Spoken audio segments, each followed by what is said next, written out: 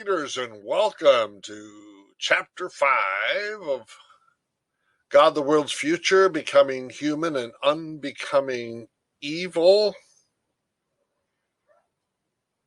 Becoming human. God calls us from non-being into being, from primitive chaos into mature harmony. God calls us from being a mistaken, autonomous individual to a healthy part of a grand, harmonious whole, symbolized by the kingdom of God. God calls us to a future. Sin and evil, those are the things that prevent God's promised future from becoming actualized. A fixation on the present, a fixation on the past, rather than trust in God's future. That's where sin and evil turn out to be unbecoming.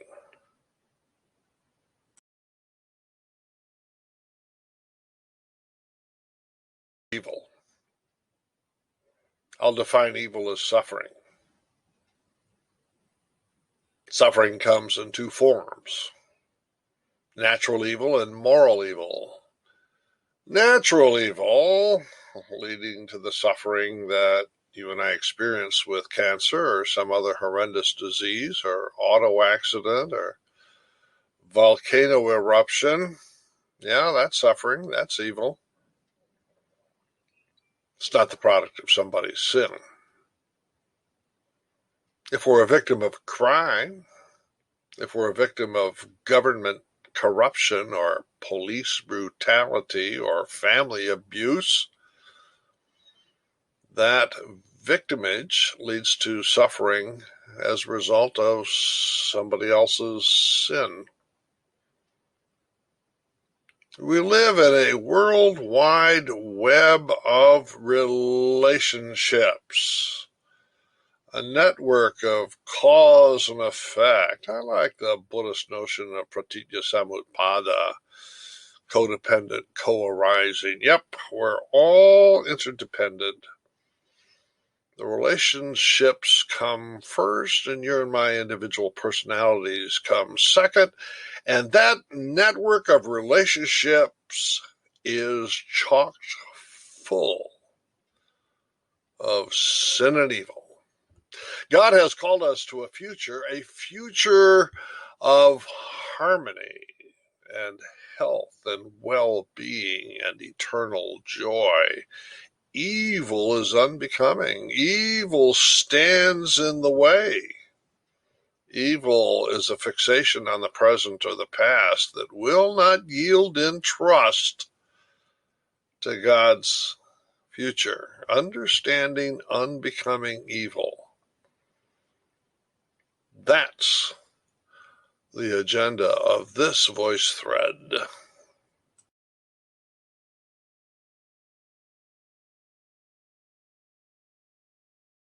In our tour through systematic theology, we began here with methodology, and we got into Article 1 with models of God and God as Trinity, and now we're in anthropology. 5A, becoming human. 5B, models of body, soul, and spirit. Now 5C,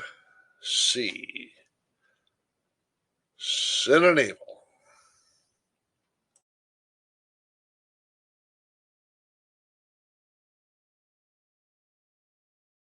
Earlier, I think anthropology within systematic theology might be the first connecting point between what the theologian within the church does on the one hand with the public, that is to say, the wider culture's self-understanding on the other. Here's Reinhold Niebuhr. He, along with Paul Tillich, were the two champions of public theology in the between the war period and post-World War II period of the 20th century, Niebuhr was a guy that the equivalent of political pundits went to get advice, and he could provide advice based upon his theological understanding of the nature of the human condition.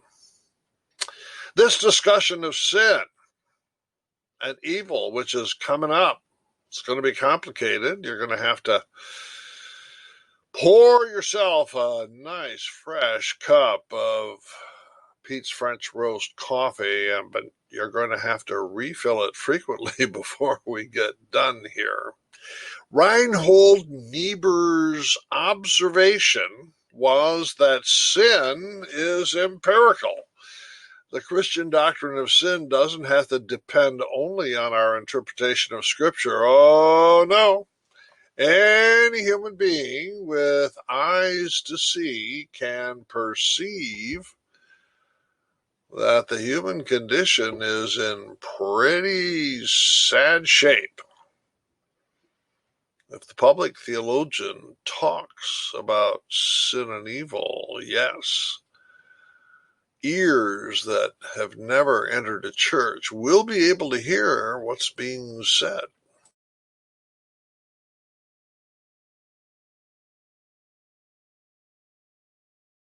Does evil exist? Is evil a thing? I'm going to answer no. I follow the tradition of Saint Augustine, who very insightfully observed that evil is not a thing unto itself. In the battle between good and evil, the two sides are not equal. You can have pure goodness, but you can never have pure evil. Why? Evil is always a distortion of the good. Evil is a leech. It's a parasite. It takes what is good and distorts it. Metaphysically or ontologically, anything that God creates is good by definition. God doesn't create evil things. No, if we have evil in the created world, it's because evil is unbecoming. That is to say, evil is destroying what is. Nothing evil exists in itself, says St. Augustine, but only as an evil aspect of some actual entity, an actual entity that all on its own would be purely good. Now, maybe you don't believe me, but as you look at suffering, evil, destruction, dissolution, and death, just ask yourself, what does evil look like? Is it a thing in itself? No. It's the force of destruction, chaos, unbecoming.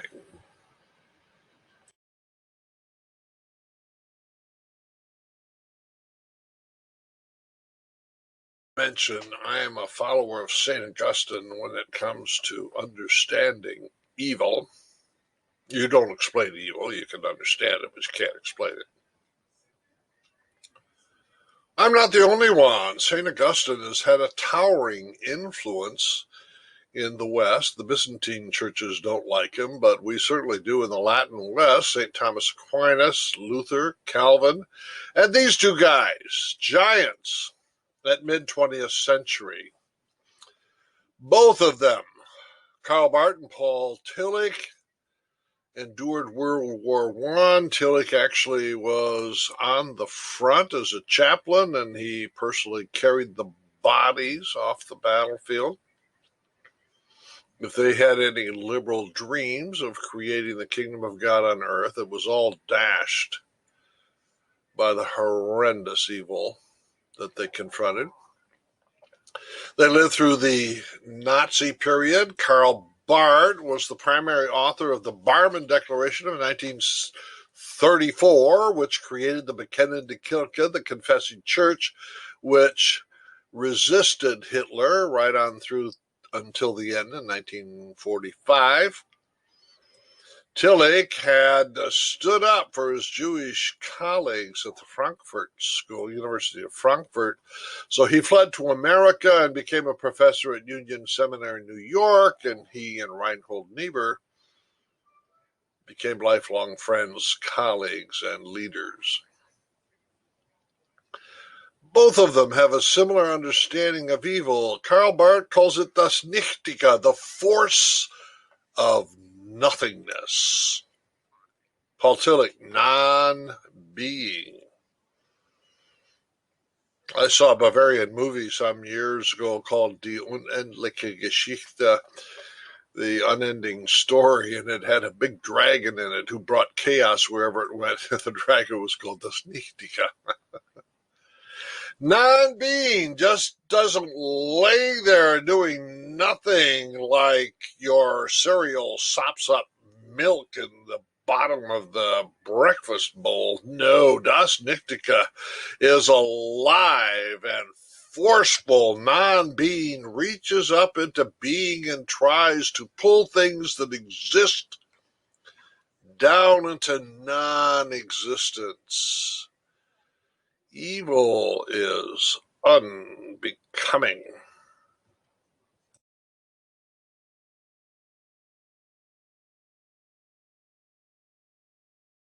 Which are quite common to systematic theologians. Paul Tillich, for example, will distinguish the state of sin from an act of sin. If you and I take an action, a discrete single action that leads to somebody's suffering, that's one thing. But the state of sin is not contingent upon any action. No. The human race exists in a state of estrangement from God, alienation from God. Before you have a thought or take an action, you are already in the state of sin. So any acts that you take are expressive of that state. So traditionally we'd call this original sin, and those would be actual sins.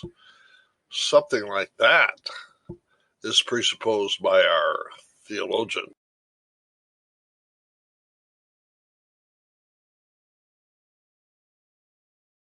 I distinguish between natural evil and moral evil. Natural evil leads to suffering, but the cause could be something natural, a disease or a natural disaster. Moral evil is suffering that results from somebody's sin. Now it gets a little more complicated. What do you think a sin is? What do you think about this description? A sin is the word we use to describe a situation in which you or I are confronted with two options, one good, one evil. If we choose the good, it's not a sin. If we choose the evil one, it is a sin. Will that work? How many times a day are you confronted with a decision between good and evil, at least a clear distinction between good and evil?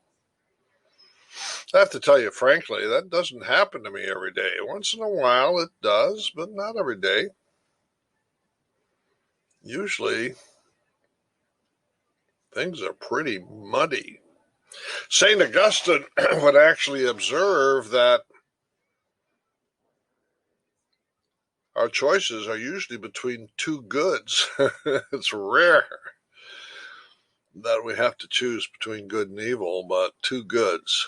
and one might be a greater good and the other a lesser good, but radical choice between good and evil? That's really rare, but that is the way Pelagius had thought about sin. Can we think about sin in ways that don't require willing? In the Old Testament, in many religious traditions, there was a phenomenon known as impurity.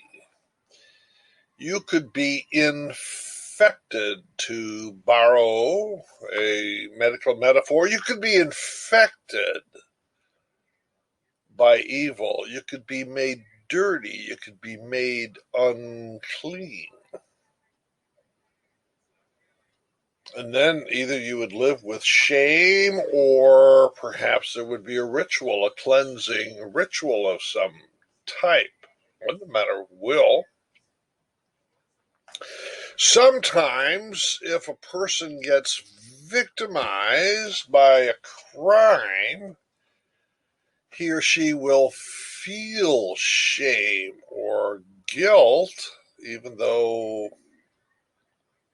there wasn't any free will involved.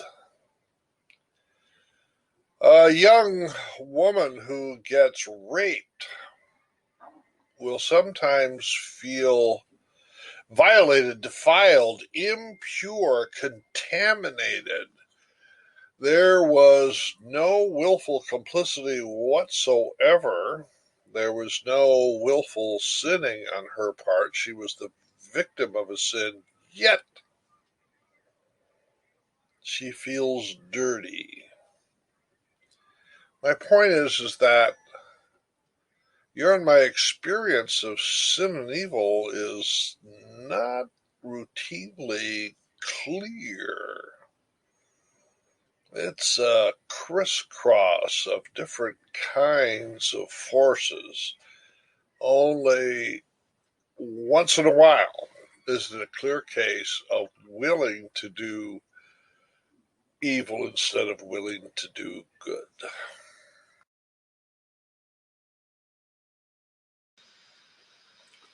Can you list the 7 deadly sins? There were a number of lists floating around the Middle Ages when the Reformation appeared on the stage. Let's take a look at one of these lists. Number 1, Ira, anger or rage. Is that an action? No, it seems to be a character disposition or a habit. Invidia, jealousy. It's not an action, it's the way you feel, emotionally feel. Avaritia, avarice, covetousness, greed. Again, that's a character disposition. Gluttony. Okay, no, that's a bad habit, right? Pigrizia or acedia. Sloth or laziness. Luxuria, extravagance, or riotous living. Okay, those are examples of action. Superbia, pride. Number 7, pride. Well, that's the way our ancestors thought about actual sins, not the state of sin, but actual sins.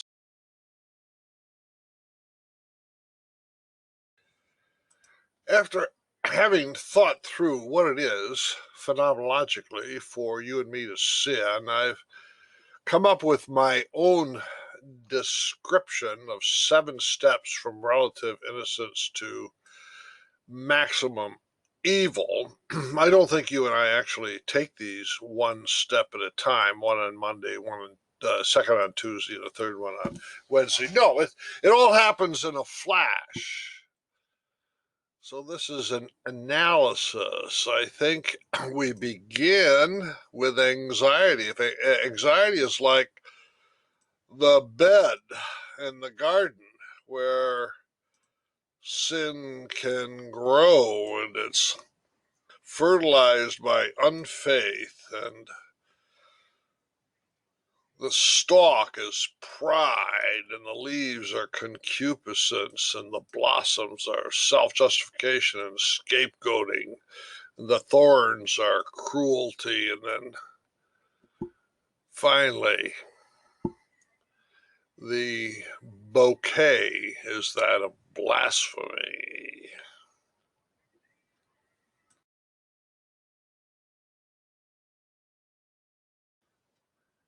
Anxiety is the flower bed within which sin grows. Anxiety is the prelude to sin. In itself, anxiety is not sin, but it stands before us like fruit on the tree of knowledge, tempting us toward aggression. The metaxy of human finitude produces the tension we know as anxiety, a tension that does not exist in quite the same way for other animals or for plants. When other animals find themselves in immediate danger, they fear death just as we do, to be sure, but the imaginative power of our spiritual capacity adds something much more fearsome. We human beings can imagine possibilities not immediate to hand. We can anticipate perils. We can imagine foreign powers coming to invade us. We can imagine that our 401ks might get emptied before we retire. So even when our immediate situation seems secure and we have every right to be content, we can conceive of contingencies wherein that security would be taken away. And so we become tempted to overstretch our limits with a preemptive strike. We dump excessive amounts of DDT into the environment that poisons the water. Our storing becomes hoarding. The investments of insurance companies include stocks in multinational corporations that support oppressive political regimes around the world. And when we have to struggle between human rights priorities and keeping the economy going, it's the latter that trumps. We bomb those we consider our enemies before they can bomb us. It all starts in the flower bed with anxiety.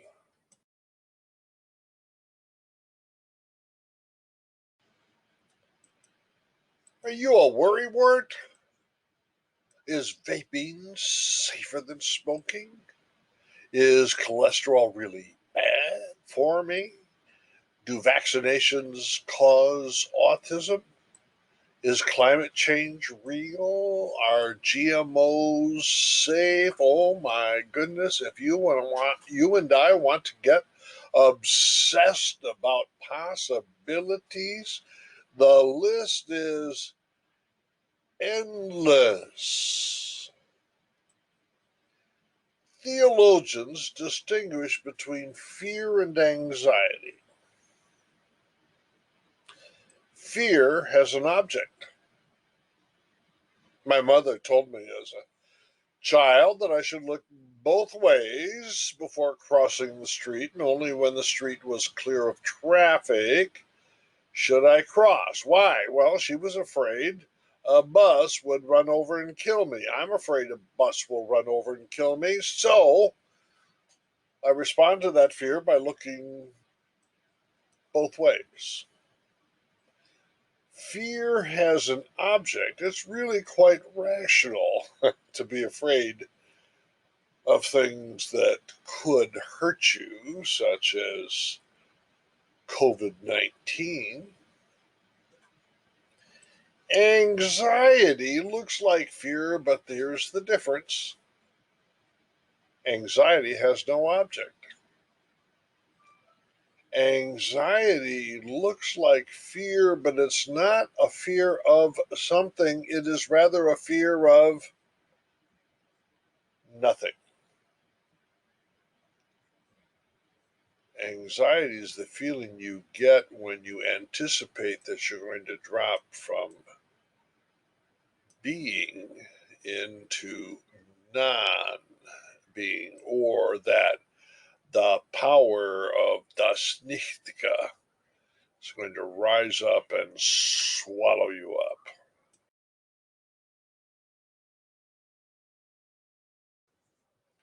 Anxiety is normally an amorphous awareness sitting on the edge of our consciousness and conditioning our consciousness.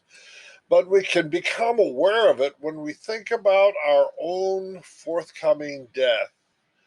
Yes, we're going to die. And yes, the Grim Reaper is chasing us. No matter how fast we run in the direction of good health, sooner or later, death is going to catch us, and we understand it somewhere in our consciousness, and that awareness of death affects the things we think and we do.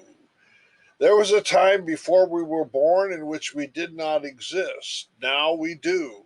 In the future, we will drop from existence to non existence. When we die, we go from being to non being. And that dim awareness is the flower bed within which sin grows. I'd like to separate out, partially at least, the psychology of anxiety. We probably all have greater or lesser moments in which we feel anxious, and that anxiety can have a physical component. If I drink too much coffee, I get anxious, and I'm kind of sharp with my wife, Karen. And so it helps if I take a run on the treadmill or take a run around the block. Yes, a good half hour of exercise gets rid of an enormous amount of the psychology of anxiety. I am so pleased that medical doctors these days do have pharmaceuticals that help reduce the impact of anxiety that some of us are beset with in greater proportion than others. I heartily recommend taking advantage of what our doctors can prescribe for us. But even when we are, psychologically speaking, in the greatest health and greatest composure, still on the periphery of our awareness, death is conditioning everything that goes on in our consciousness. That's anxiety. That is the fertilizer for sin.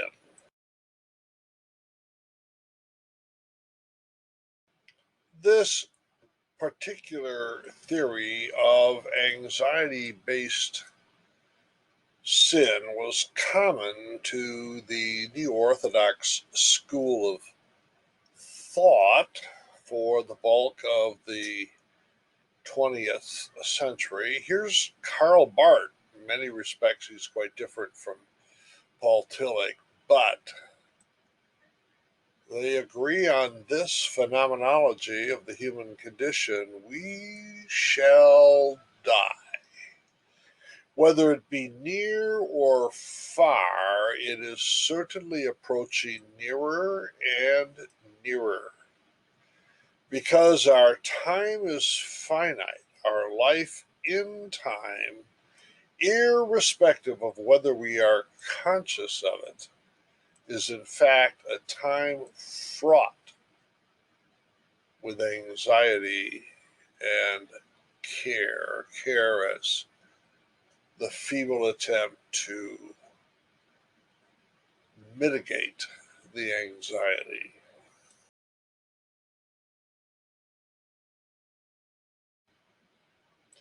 Do not be anxious, says Jesus in the Sermon on the Mount. Don't worry about what you're going to wear today. Don't worry about putting your makeup on. Take a look at the birds. They're so beautiful. God clothes the birds in fine raiment, and aren't you more valuable than the birds? Don't be anxious. Trust God.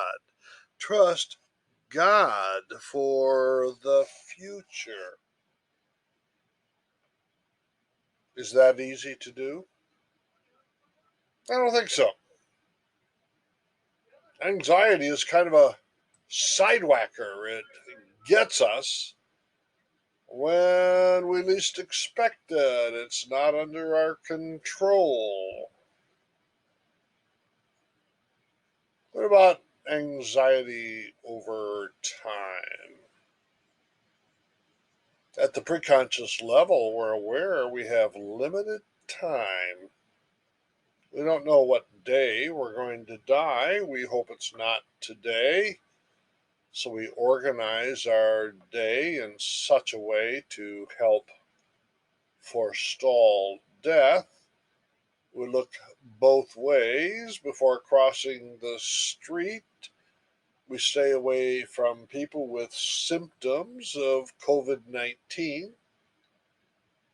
We try to be safe. A nation builds a big army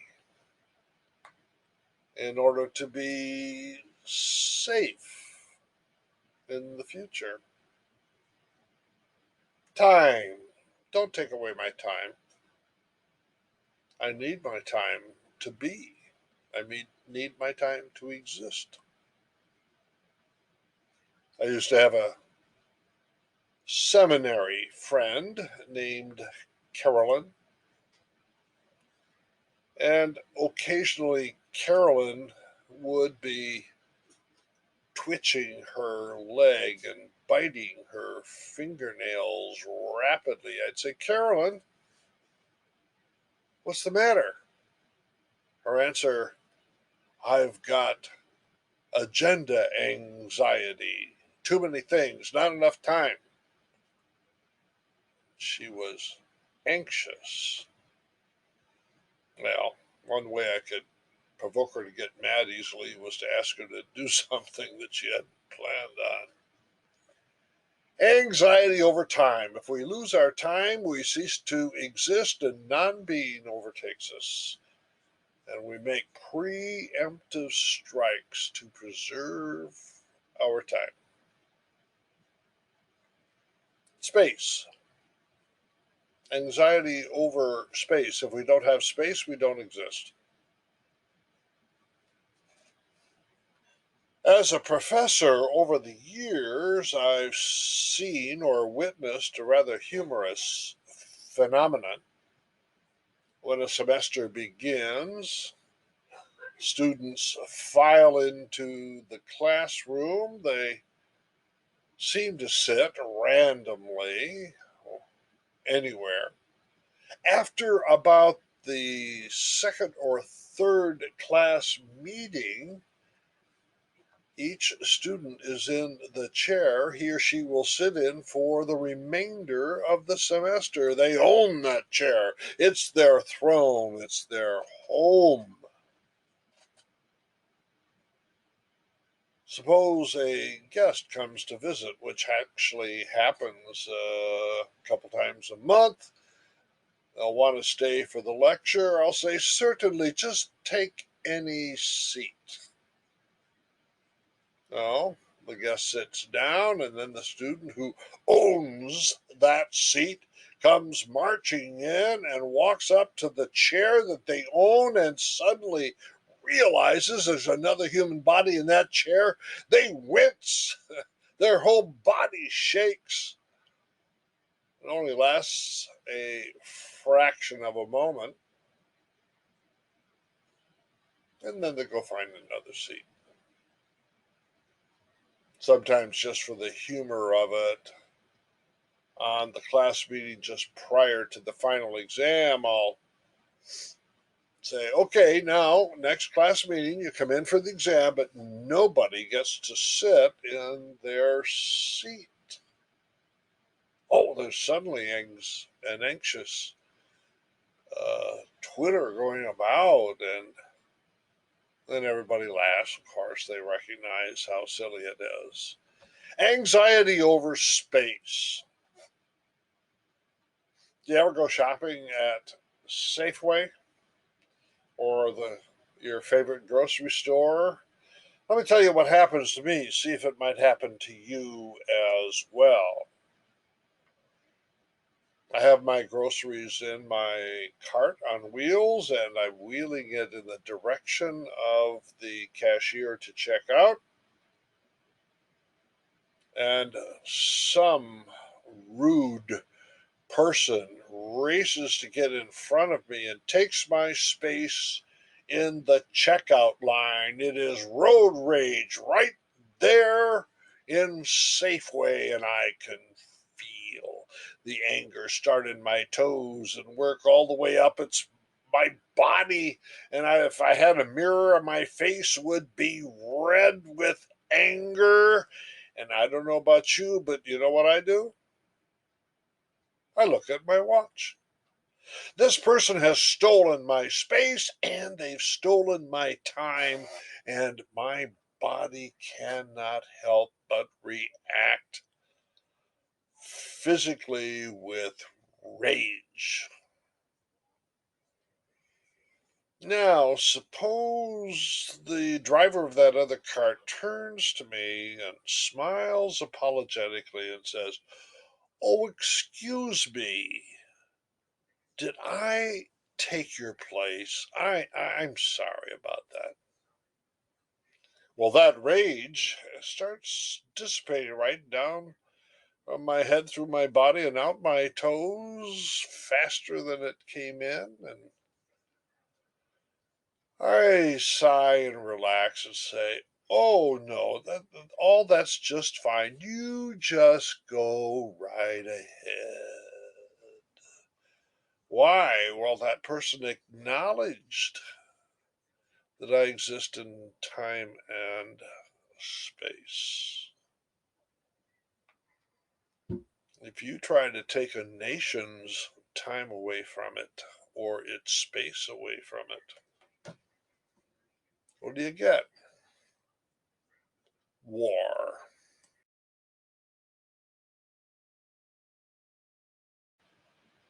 Well, in that garden of anxiety, root stems begin to form, three of them: unfaith, pride, and concupiscence. We're going to look at them as numbers 2, 3, and 4 in our 7 steps from innocence to radical evil. Here's Moses coming down from Mount Sinai with, of course, the classic Ten Commandments t shirt.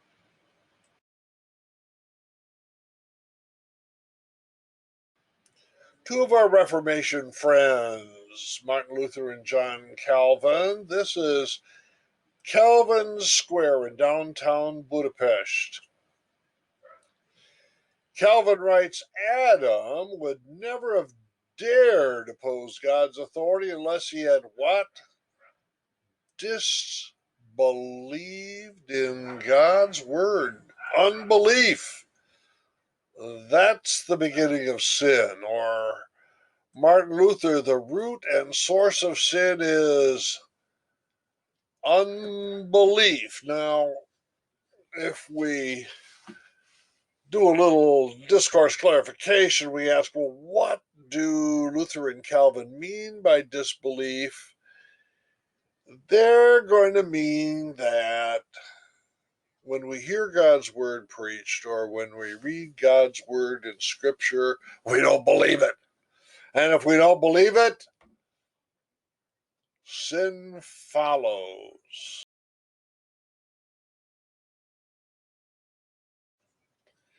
In God the World's Future, I adumbrate the dimensions of the one thing we call faith with three dimensions. The first is belief. Faith as belief means that you and I accept as true certain claims. We accept as true what the Bible says, or the Apostles' Creed, or the Nicene Creed. Belief is something we do with our minds.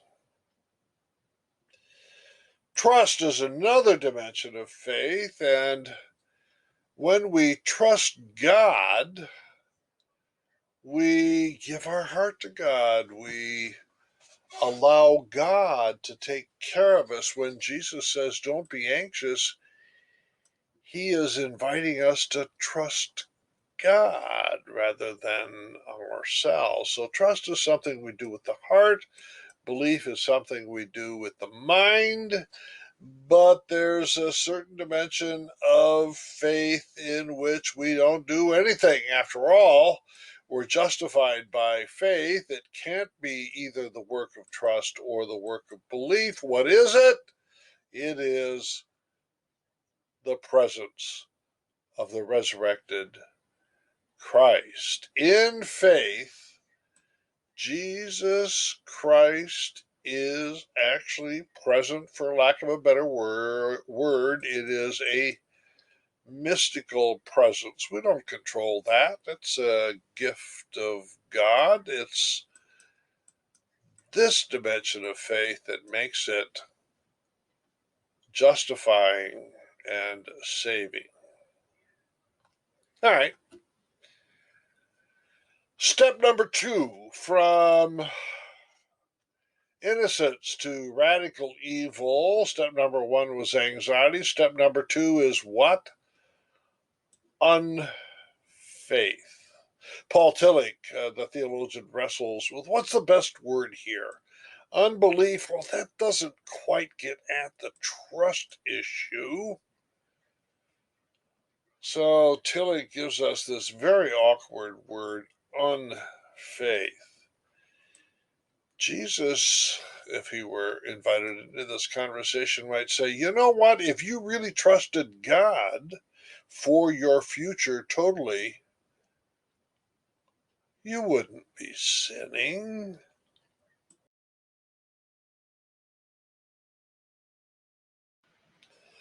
Here is a passage that I return to quite frequently. It is Martin Luther's commentary on the Ten Commandments, especially as we find it in the large catechism. The first commandment, as you recall, that Moses gave us is you are to have no other gods. In the small catechism, Luther asks, well, was ist das? What does it mean? We are to fear, love, and trust God above all things. Oh, yeah, you can fear, love, and trust lots of things, but God has to be numero uno. All right, we're clear on that. Now, in the large catechism, the question changes a little bit. Here's the question. What does it mean to have a God? Whoa, notice, lowercase g. We're not just talking about the God of Israel, Father of Jesus Christ. We're talking about gods in general. What does it mean to have a God? Well, let's pay close attention to Luther's answer. A God A God is the term for that which we look for all good and in which we are to find refuge in all need. Therefore, to have a God is nothing else than to trust and believe in that one with your whole heart. Whoa! We're not talking about God in any merely objective sense here. No, no. We're talking about the subjective thrust of human faith. As I have often said Luther, it is the trust and faith of the heart alone that make both God and idol Gott und Abgott. So that word God can refer to either one of these, God or an idol. Trust. Whoa, or at least faith and trust, or faith as trust. In other words, we're probably not in a situation of unfaith. Rather, we're in a situation of faith, and the question is faith in what? If your faith and trust are right, then your God is the true one. Conversely, where your trust is false and wrong, there you do not have the true God. For these two belong together, faith and God. Anything on which your heart relies and depends, I say, is really your God. Step number one, anxiety. Step number two, unfaith. Maybe it would be clearer to say for step number two, faith in the wrong God.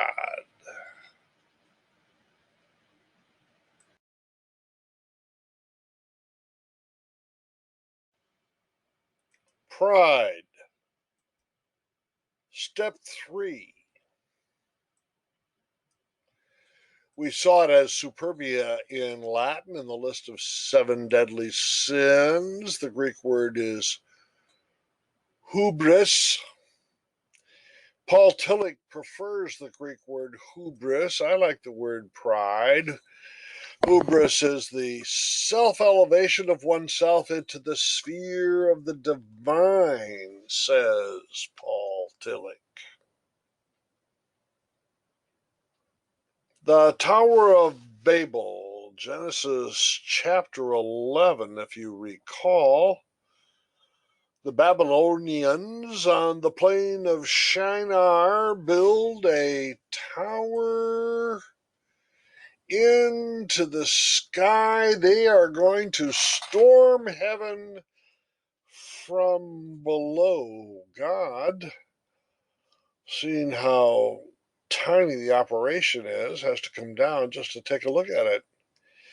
Now, the Christian gospel is one in which God comes down by grace and love, nullifying the value of hubris or pride. 7 steps from innocence to radical evil. Step number 3, pride.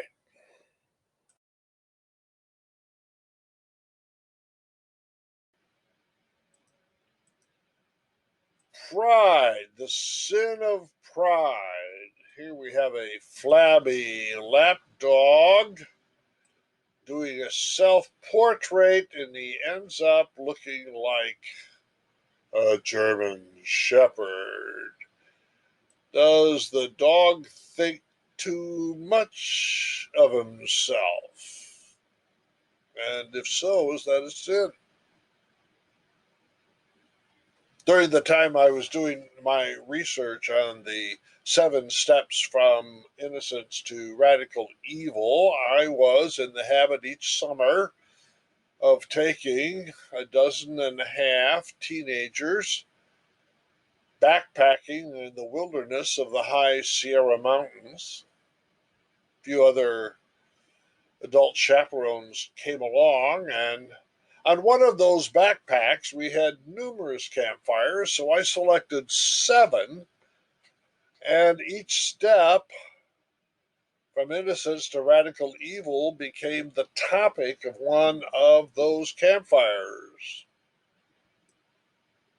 On the night in which we were discussing the sin of pride, a woman who was a first grade teacher said, "Oh, pride is not a sin." So, well, what do you mean? Well, we have to have pride. I mean, if we're going to root for the Oakland A's, you have to have pride in the team. Then she went on to tell a story about her teaching situation. In the first grade, there was a group of 4 or 5 boys who played sports and palled around together, and one of them was excluded. He was weak and wimpy, and they wouldn't choose him to play on the softball team, and he was lonesome, pining. Oh, he yearned for acceptance into the group, and he had a terrible self image, she said, and his learning was compromised. And she, as the teacher, just ached for the boy's hurt feelings. It was kind of like Rudolph being excluded from the reindeer games. Well, on a certain class day, the kids had to handle computers. It turns out that the equivalent of Rudolph, the little boy, was a closet computer nerd. He knew how to operate the machine, and it wasn't long, and all the other boys were standing around him, and he taught them how to use the computer. They were so grateful and so excited that they admitted him into their group, and he had a sense of pride. He beamed with pride. And so the teacher said it was the pride that gave him a strong self image so that he could learn. So here we have a lapdog with a strong self image. I call that an ego ideal. I believe it is observable that if you and I have a strong ego ideal, it pulls us forward, it energizes us, it orients us. And yes, in the English language, the word pride, that's the one we use for that. Yet, the theologian is concerned, as Paul Tillich was, with pride as the elevation of the self into the sphere of the divine. Maybe we have to distinguish from time to time just what it is that we mean by the word pride.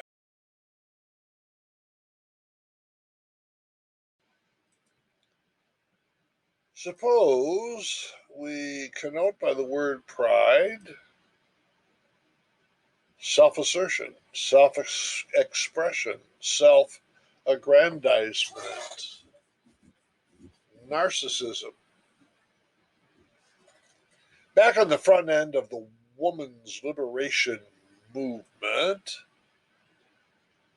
Valerie Saving wrote an article that was very insightful and eventually became very influential. It was an article on sin with special focus on the sin of pride.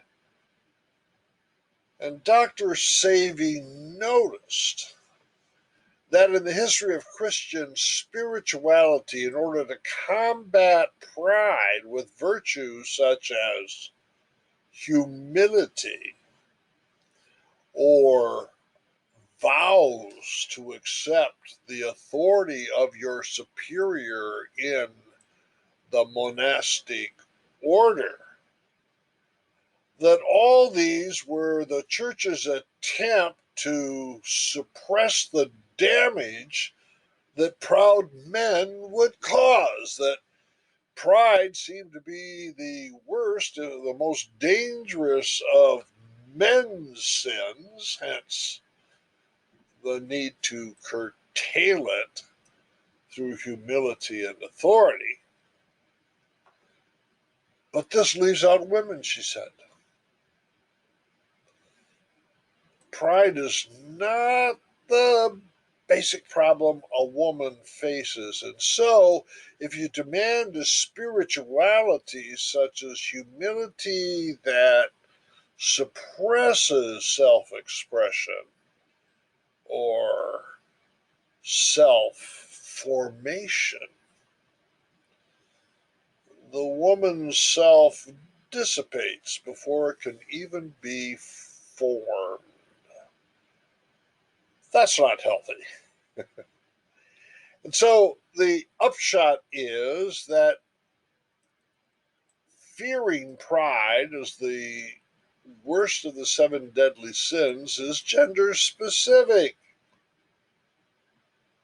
And that when we think about sin for a woman and the appropriate spirituality for a woman, it's just not going to look like pride overcome by humility.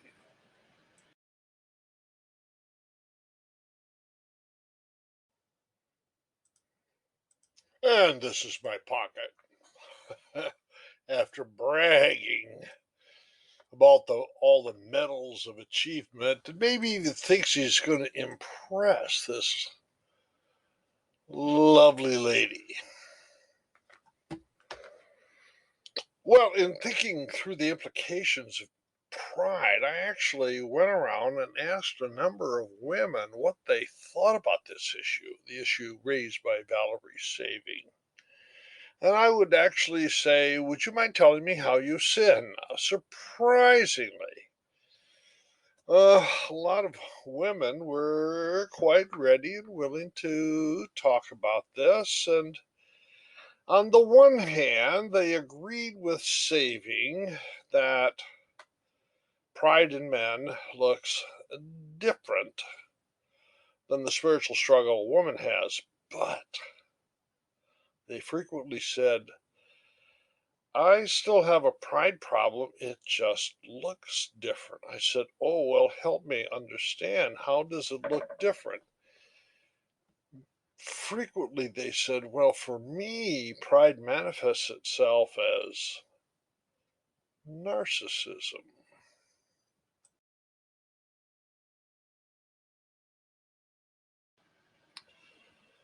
Why don't we just step back for a moment to the myth of Narcissus?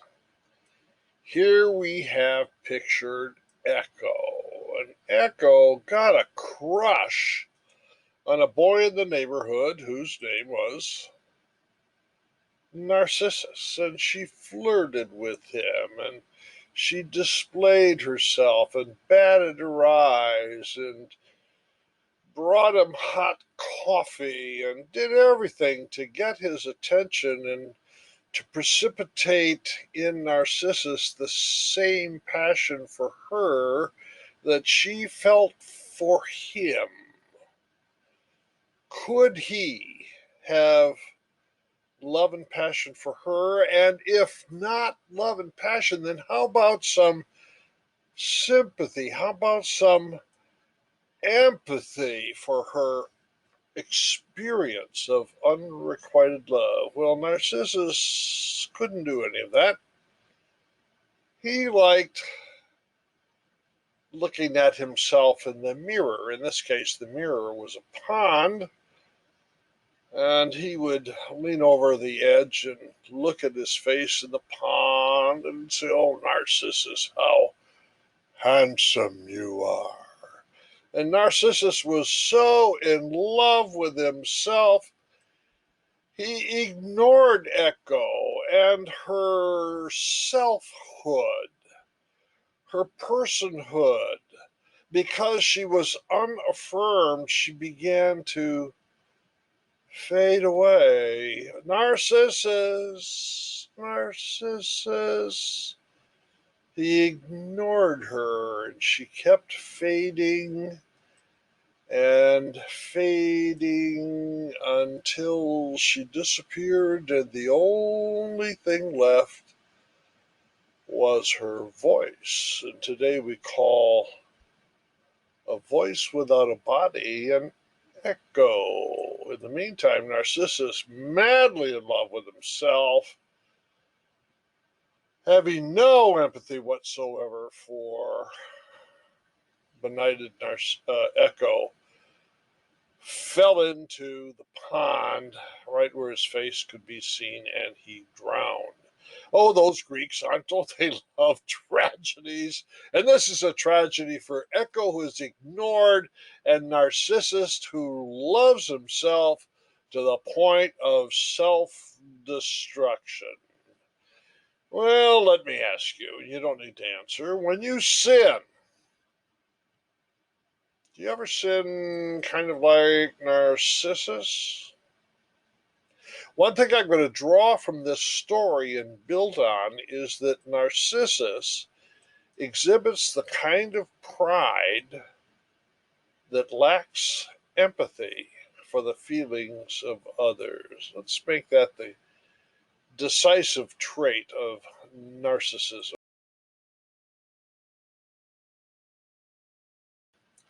Do you see the 45 million Americans suffering from poverty? Oh, you don't? Oh, that's the problem.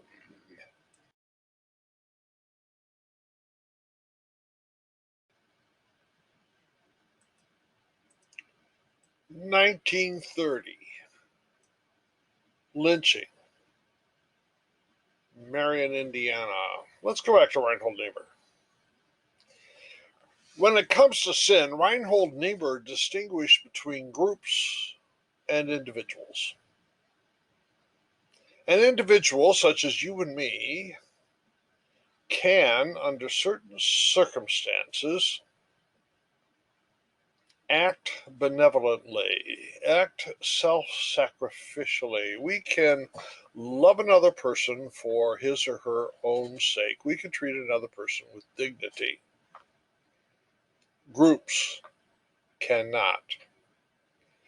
Reinhold Niebuhr pointed out that a group is not just an overgrown person. No. Groups are inherently and incorrigibly selfish. Groups have spirit, esprit de corps. One form of the group is the mob. And the spirit of the mob is the spirit of identity. Identity distinguishes between the in-group and the out-group.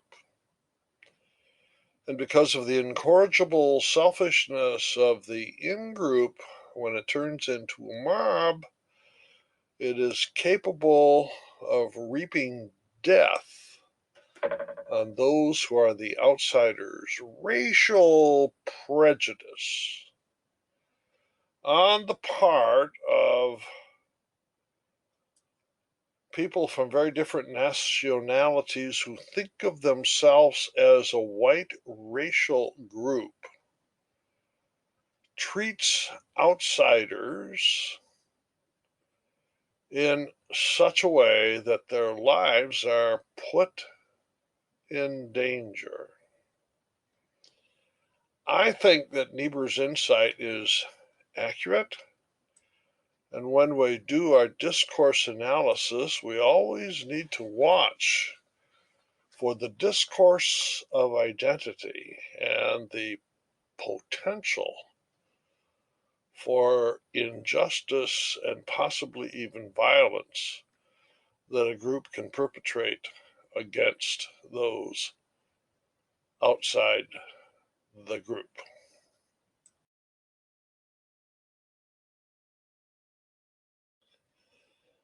So when I root for the Oakland A's baseball team and want them to defeat the New York Yankees, I have a pride of spirit and I want to be around other Oakland A's fans. And I want the Yankees to lose. Well, that's pride. It's pride in which I favor the in-group, the Oakland A's, and I want the defeat of the out-group, the New York Yankees. Pride of spirit. Well, the good news is, whether the A's win or lose, nobody gets hurt. When white people organize around pride, somebody's going to get hurt. I love this woman here. I've forgotten her name. She's a Unitarian Universalist, strongly committed to racial equality and racial justice, prejudice-free zone, and you betcha she is a champion in the war against white pride and white privilege and white racism.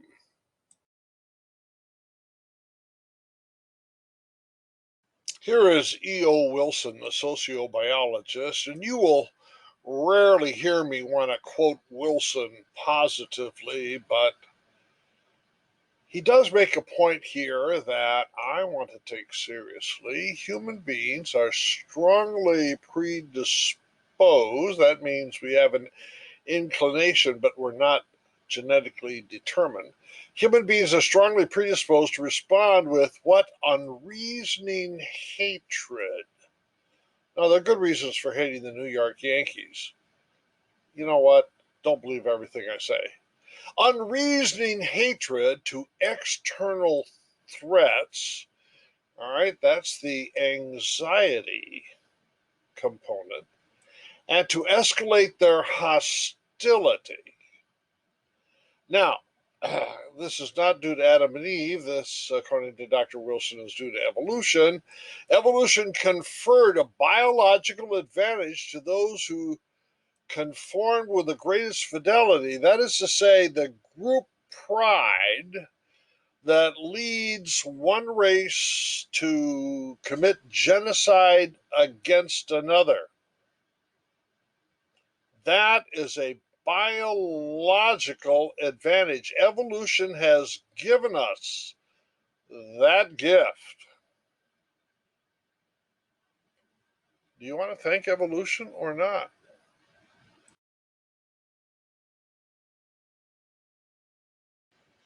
Adolf Hitler was the master of pride management. He built upon the Germanic tradition to create a concept called das Volk, the people. And then he proceeded to define the people in such a way that he had an in group over against an out group. The in group were the Aryans. And he borrowed from American England the eugenics program to help increase the progeny of Aryan children so that this race, he called it a race, would eventually envelop and rule the world.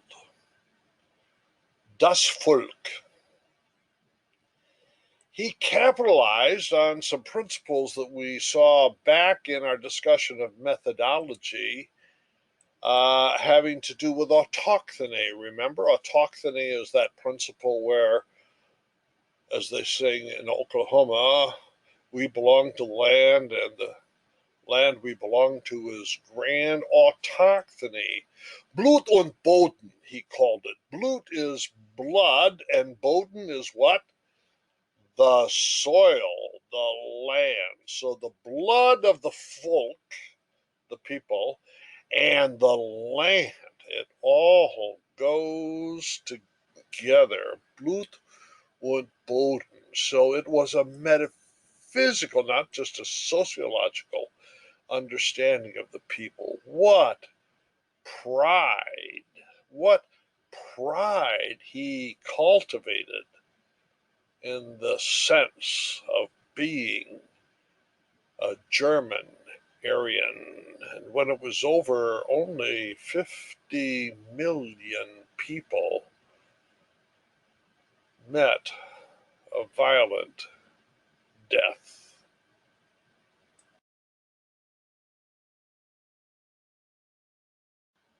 Well, would you like to feel a little of that Aryan pride today? If you're in prison, you could do that. San Quentin, haha, not far from Berkeley, right? Well, in order to join a group that calls itself Blood In and Blood Out, you have to kill or assault another prisoner. That's your initiation to the Brotherhood. Quite frequently, let's do a little discourse analysis. The news, whenever a terrorism event occurs, starts going after the ideology of the terrorists. Now that you know something about human sin, maybe you can get underneath the superficial search for ideologies. What's going on with regard to group pride? That is a question that is more likely to lead in a fruitful research direction than just what's going on with the ideology.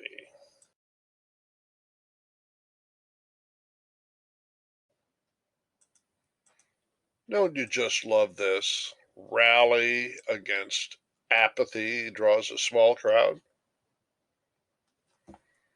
We've just finished discussing pride, step number 3 among our 7 steps from innocence to radical evil. I think we should have 4 takeaways from this discussion.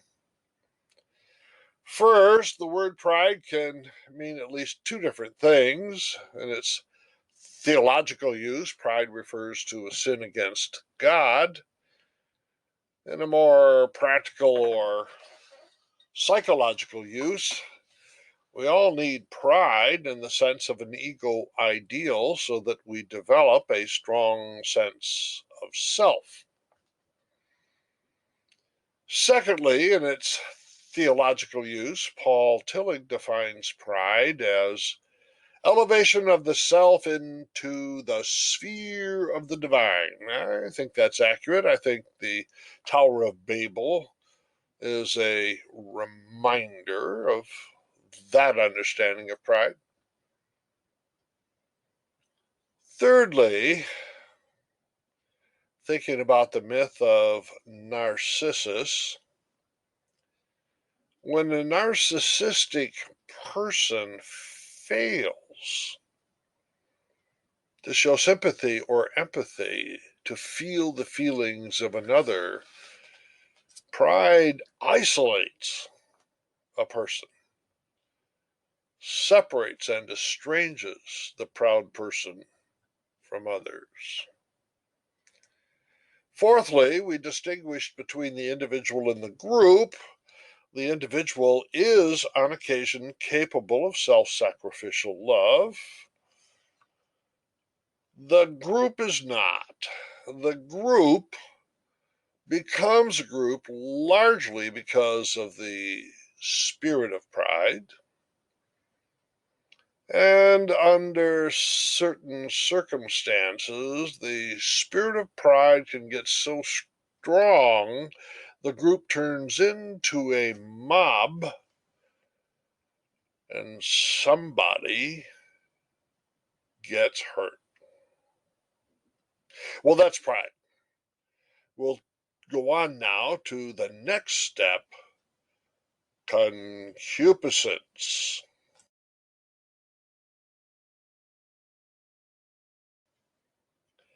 Step number 4 is concupiscence. Concupiscence is what pride does. My friends in Great Britain pronounce this concupiscence. I think I prefer the American pronunciation.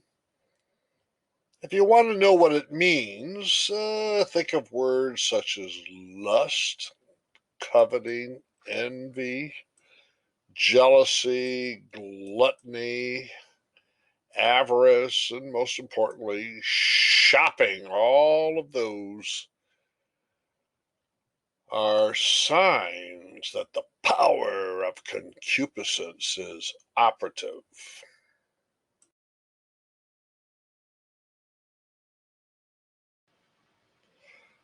The proud person creates a world and puts himself or herself in the center of this world and then tries to organize everything in the world so that it is oriented solely towards little me. Concupiscence, writes theologian Paul Tillich, is the unlimited desire to draw the whole of reality into one's self. Remember, it's anxiety that is pressing forward here, the fear of non being. And so, if we can fool ourselves into maximizing our being, we can hide from ourselves the cruel fact that we will die and drop from being into non-being. When we are concupiscent, running away from das Nichtige. The more toys you have when you die, you win. That's a bumper sticker a truck driver friend of mine used to have. Money, isn't it great to have a lot of money and then die? Lust, and I'll say more about this in a minute, lust becomes the model for concupiscence more generally, because if you've experienced lust, it's like an overwhelming passion. I must have the beloved. And that signals an existential type of passion towards everything else, merit. Even before God, I want to possess the qualities that God wants. Influence. I would just love it if everybody has a high opinion of me, and political power and economic power and social power and cultural admiration. Wouldn't that be great? And even just making sure that I have an adequate amount of fun. And when I see pictures of other people dancing to music and swilling martinis and I'm not invited, I feel badly because I deserve to be having that fun. And concupiscence in our society is the driving energy behind shopping.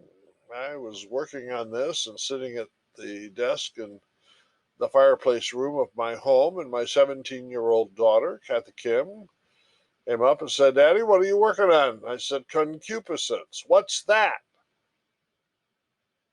I said, "Well, I know it's a big word, Kathy Kim, but let me just ask you, what do you do every day after school?" She was in high school at the time.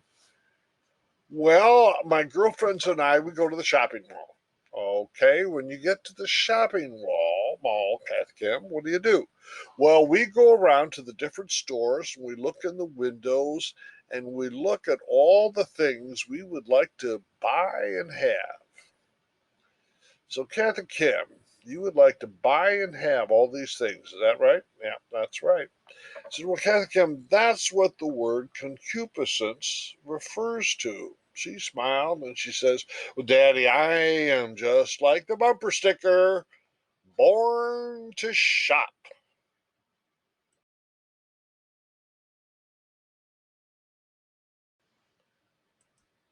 What happens when this impish little boy named Eros pulls an arrow out of his quiver, puts it in his bow, and takes aim and fires that arrow into your heart? What happens?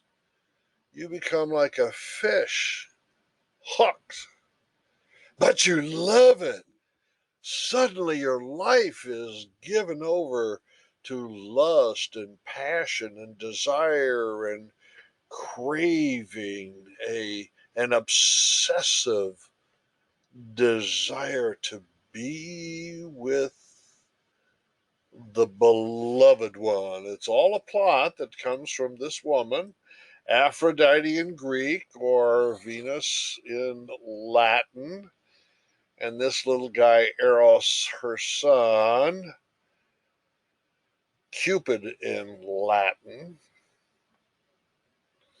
Yeah, there's a plot. So if your beloved has the same lust that you have and you cannot live without one another, you go to the altar, you make promises till death do us part, you're pronounced husband and wife. And then this little imp comes back and retrieves his arrow. He pulls it out of your heart, and now you have to live decades together in union with your vows without the power of lust, concupiscence. Oh my gosh, it is fickle. Now, sometimes Christians are misinterpreted of saying that they don't like sex. That's not true.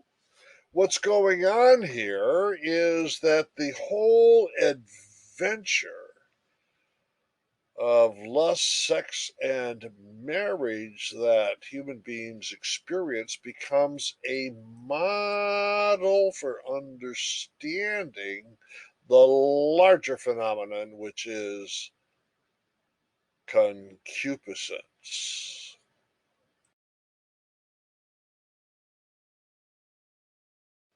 Well, if you want to understand sex, lust, love, procreation, baby making, you can go to the Bible, which is a little on the boring side, or you could go to Greek myths, that's where the excitement is.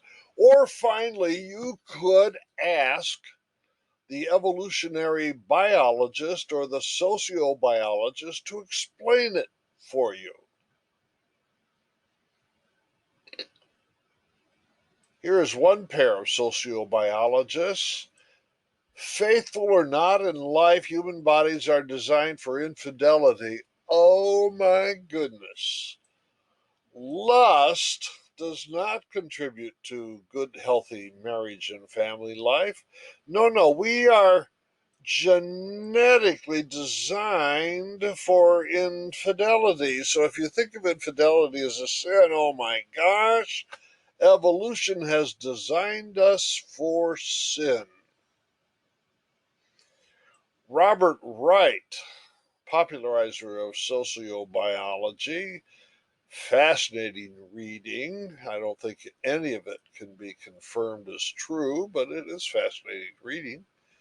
Natural selection, says Robert Wright, has wielded its influence largely by the emotional spigots that turn on and off such feelings as tentative attraction, fierce passion, and swoon-inducing infatuation.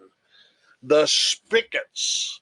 Evolution turns your and my spigots on and off. Evolution does that. Why? Because evolution wants to make babies.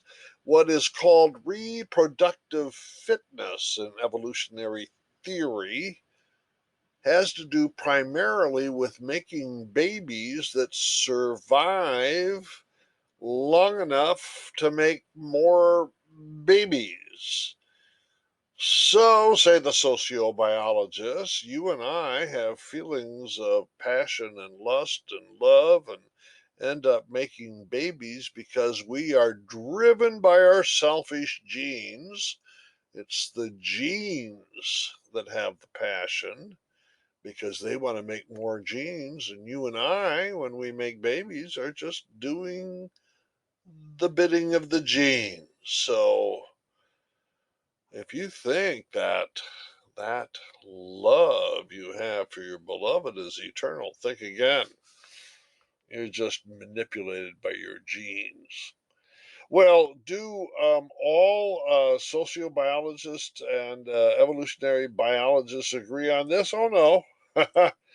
Here's one, John Medina. There is no gene for promiscuity. So you could end up with sectarian divisions amongst the evolutionary biologists, just like we have sectarian divisions in religious groups.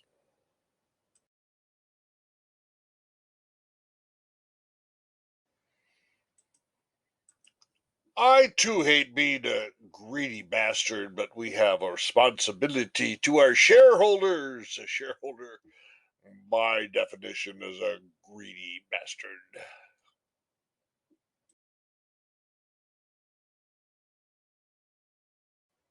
This is the modern Viking here. No, now all of our pillaging is done electronically from a centralized office. Viking update.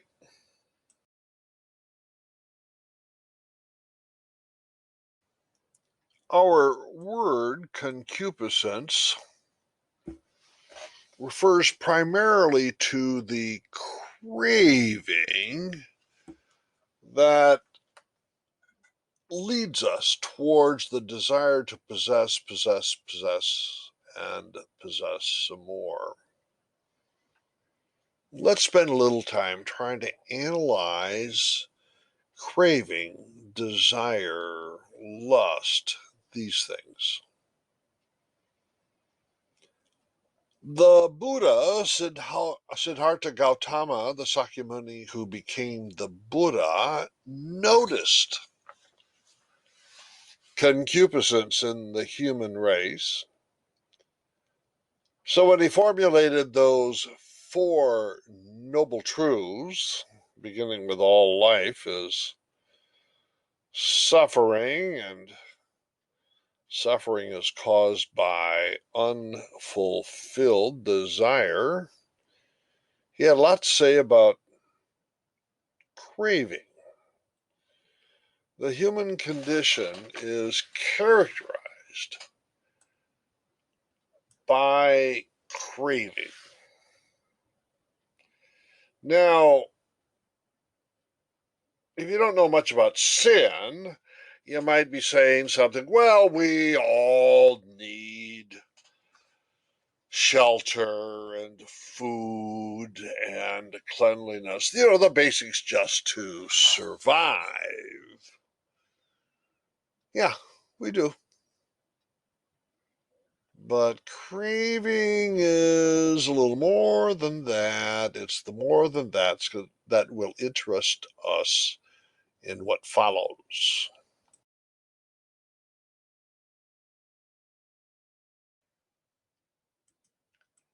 Our topic now is mimetic desire. I want to start with a story so you can refresh your cup of coffee, sit back and relax while I tell you a story about this black cat here, whose name is Socrates. My son Paul was working as a teenager at a local gas station. A very pregnant cat moved into the back of the gas station, delivered a litter of kittens, and fearing for their safety, my son Paul brought Socrates home and gave it to me to take care of. Well, I don't know how old the cat was, but it clearly was not old enough to be away from its mommy. So I made a little bed for the cat on my desk so that the cat could be under an electric light to keep warm and stay with me all day long. My cousin Jim, who's a veterinarian, had told me once that if a kitten eats only dried cat food, it will never gain the desire to eat meat or the expensive canned cat food. So I thought I'd experiment. So the routine was I'd work every day. The kitten would be under the desk lamp. The kitten got dried cat food and occasionally needed the litter box, but that basically was the tiny life of this tiny kitten as the weeks rolled by. Well, on one occasion, another cat came into the house. It was a rogue cat, feral cat. It had visited on occasion, and on this day it entered through the front door when somebody was coming in, and it went straight to the kitchen where my wife was working, and the cat began to put up a fuss. She danced on her hind legs, she raised her front legs, and my wife opened the refrigerator door. At that point, this cat began to dance in circles. Socrates, having heard the commotion, comes into the kitchen, sees what's doing, stands up, and dances in circles. So, out of the refrigerator, my wife pulls a slice of bologna and holds it above the feral cat, who now goes crazy yelling. Socrates begins to yell just like the feral cat does. So then, when my wife drops the bologna, Socrates races over, grabs the bologna, growls, and runs away with the prize, eats the bologna, and from that moment on, Socrates became a carnivore. The bologna was the object of Socrates' desire. Why? Did Socrates need the bologna for nourishment? No. All Socrates knew about the bologna was that it was the object of this cat's desire. And Socrates saw that it was the object of this cat's desire, and so it became the object of Socrates' desire. This is called mimesis or mimetic desire.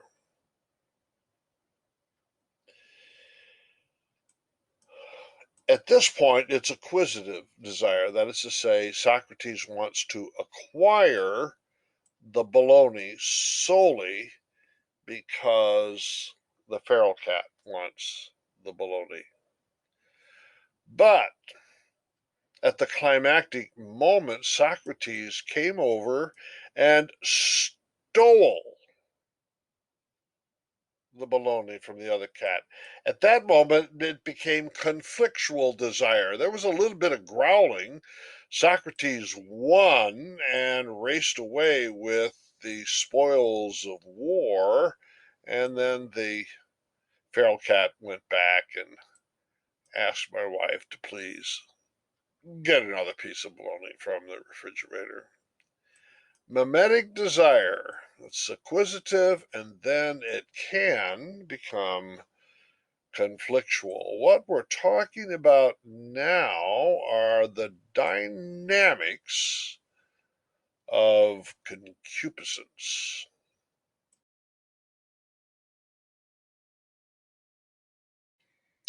Just to recap, we're calling this mimetic theory, coming from René Girard.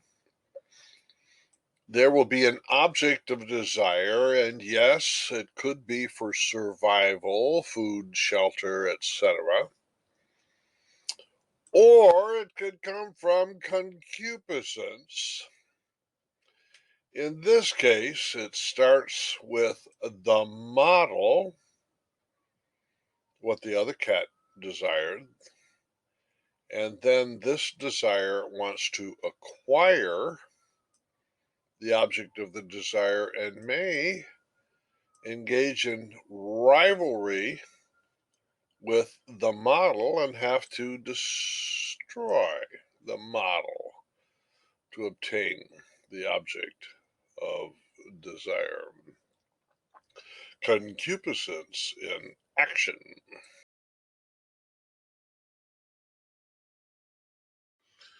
Given this structure of concupiscence, how might a fitting Christian spirituality fit? We're going to start with our desire to be sure. The model in this case is going to be the self-giving, loving, and caring Jesus Christ, the non-concupiscent Jesus Christ. So we go to the kenosis passage in Philippians. Let the same mind be in you and me that was in Christ Jesus, who, though he was in the form of God, did not regard equality with God as something to be exploited. So there goes the justification for pride, right? Instead of elevating ourselves into the sphere of the divine, if we're following Jesus, we go the other way. But emptied himself, taking the form of a slave, being born in human likeness. If we want to imitate Christ,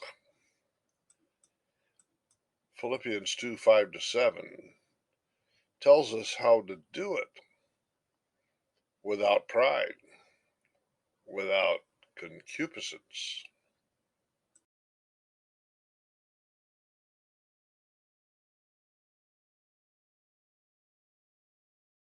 Have you ever seen a nagarasa? The word nagarasa actually refers to these cobras here, but the fact that they're cobras is less important than the function of this entire mask. The function of this mask is to combat the evil eye. The evil eye is the eye of concupiscence, or as Girard would say, mimetic desire. I was teaching in Sri Lanka, and I noticed that houses under construction would frequently have a mask or an effigy, something like this, hanging on a wall. And on one occasion, I simply walked into the construction site and I found a carpenter who could speak English. I said, well, what's going on with the mask? Please explain this to me. Oh, he explained in detail the problem of the evil eye, that people walking by while the house is under construction might see on the house's interior something they desire, and they might sneak back at night and steal it. So, They hang the nagarasa on an outside wall so that if you and I are passing by, our eyes go straight to the nagarasa and we do not look inside the house and we do not find things that we want to steal, and the nagarasa prevents theft. Whoa, I thought, what a good idea. I bought myself a nagarasa and I brought it home to protect my car. I have to park my car in the driveway. I don't want thieves, concupiscent thieves, to walk by and want to steal my car. So I put the nagarasa on my car. In the next slide, I'll show you. The nagarasa worked.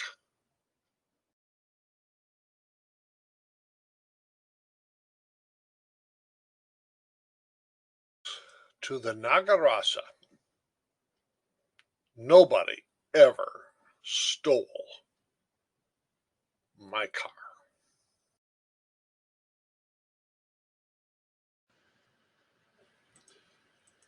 Cain and Abel, sons of Adam and Eve, from mimesis to murder. Let me read a few verses from Genesis chapter 4. In the course of time, Cain brought to the Lord an offering of the fruit of the ground. That suggests he's a farmer. And Abel brought of the firstlings of his flock and their fat portions. That suggests that Abel was probably a herder.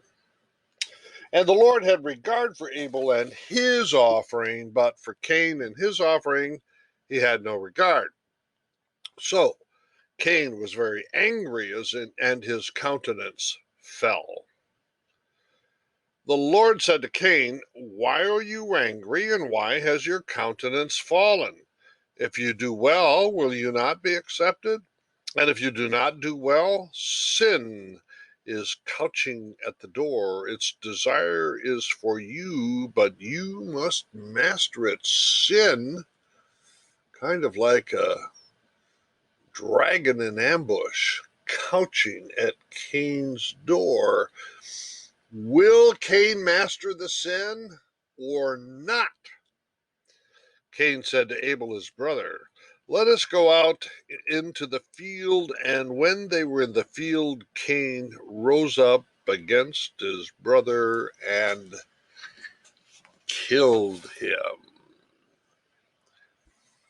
Cain wanted what Abel had. We ended up with mimetic rivalry and murder.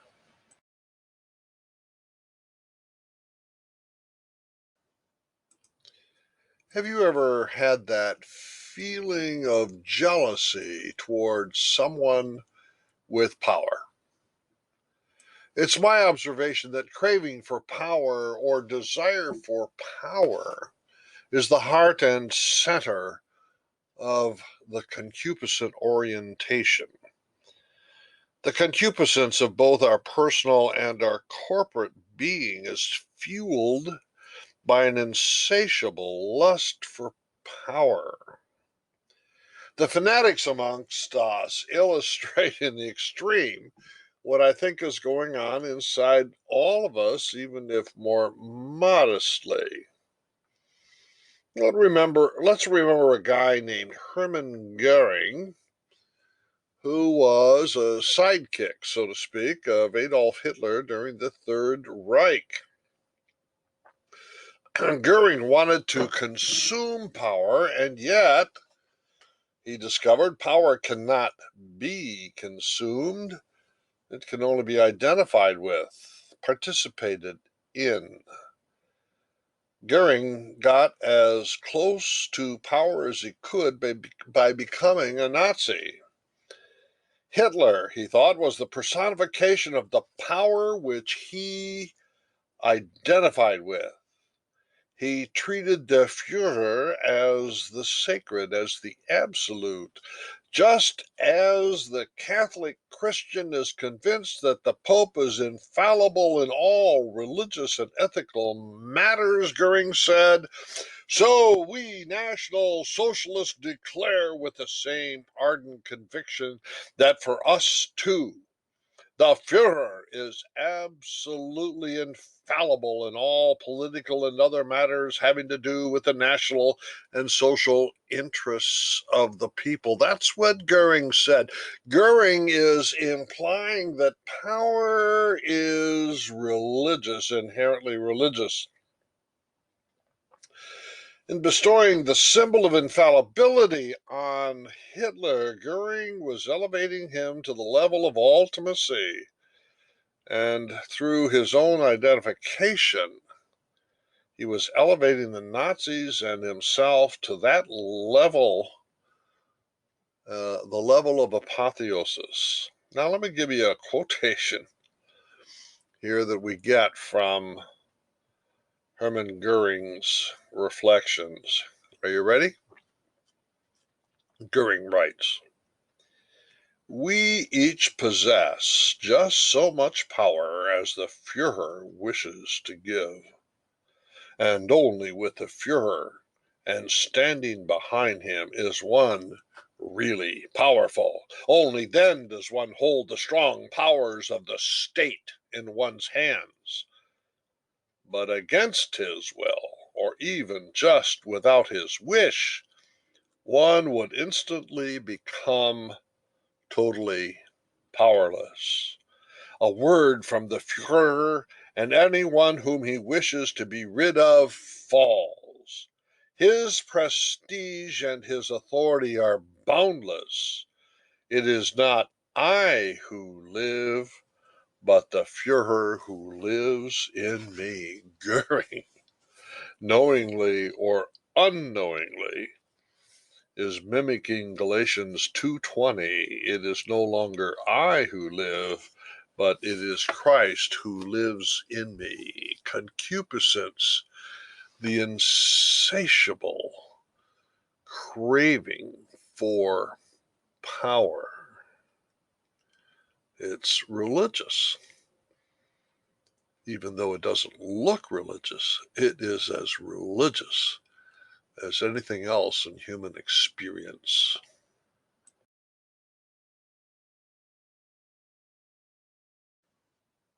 Step number 5 from innocence to radical evil is self-justification. A text illustrated here by this medieval painting that also illustrates the place of self-justification in human sinning is Luke 18, verses 10 to 14. Let me read it to you. Two men went up to the temple to pray, one a Pharisee and the other a tax collector. The Pharisee, standing by himself, was praying thus: "God, I thank you that I am not like other people, thieves, rogues, adulterers, or even like this tax collector. I fast twice a week. I give a tenth of all my income." But Jesus goes on, the tax collector, standing far off, would not even look up to heaven, but was beating his breast and saying, "God, be merciful to me, a sinner." "I tell you," says Jesus, "this man went down to his home justified rather than the other." Let me just repeat that. This man went down to his home justified rather than the other. For all who exalt themselves will be humbled, but all who humble themselves will be exalted. Self-justification. Step 5.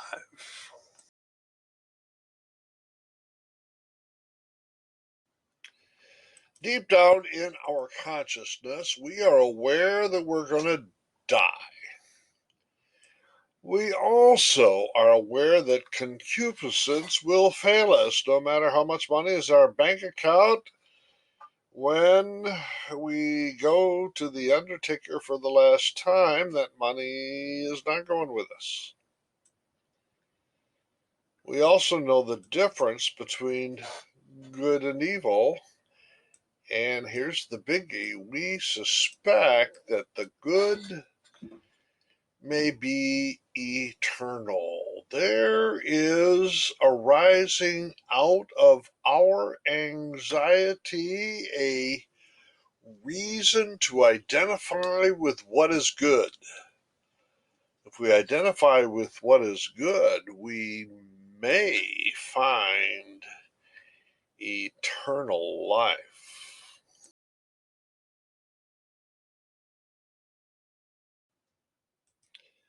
Self-justification.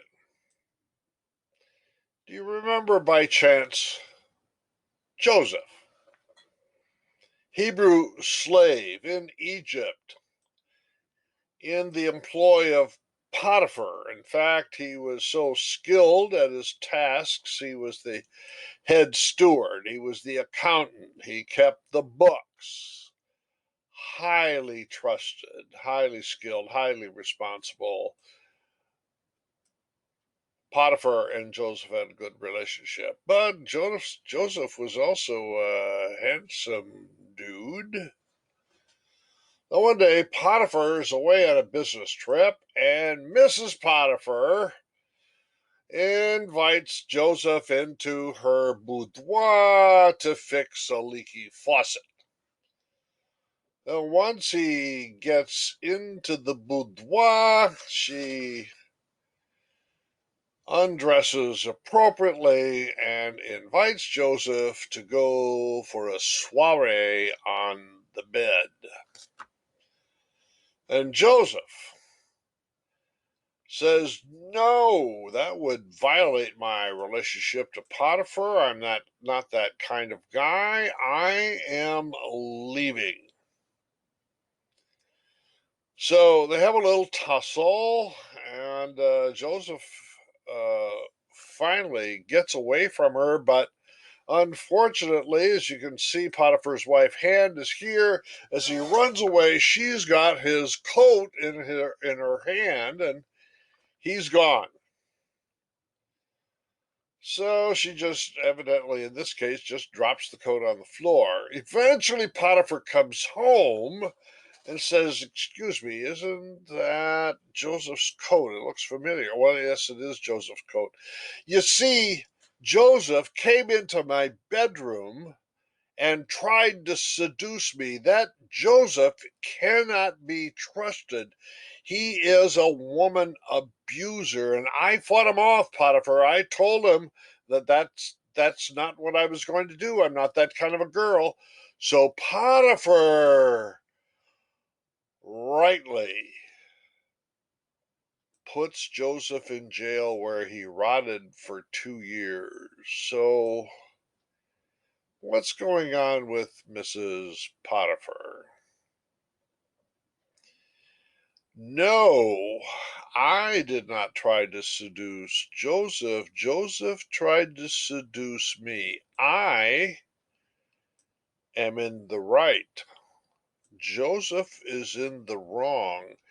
By self justifying herself, Potiphar's wife scapegoated Joseph, so Joseph would have to suffer the penalty she deserved. I want to say, in a subtle way, self justification and scapegoating is a dimension of sin that we engage in virtually every day.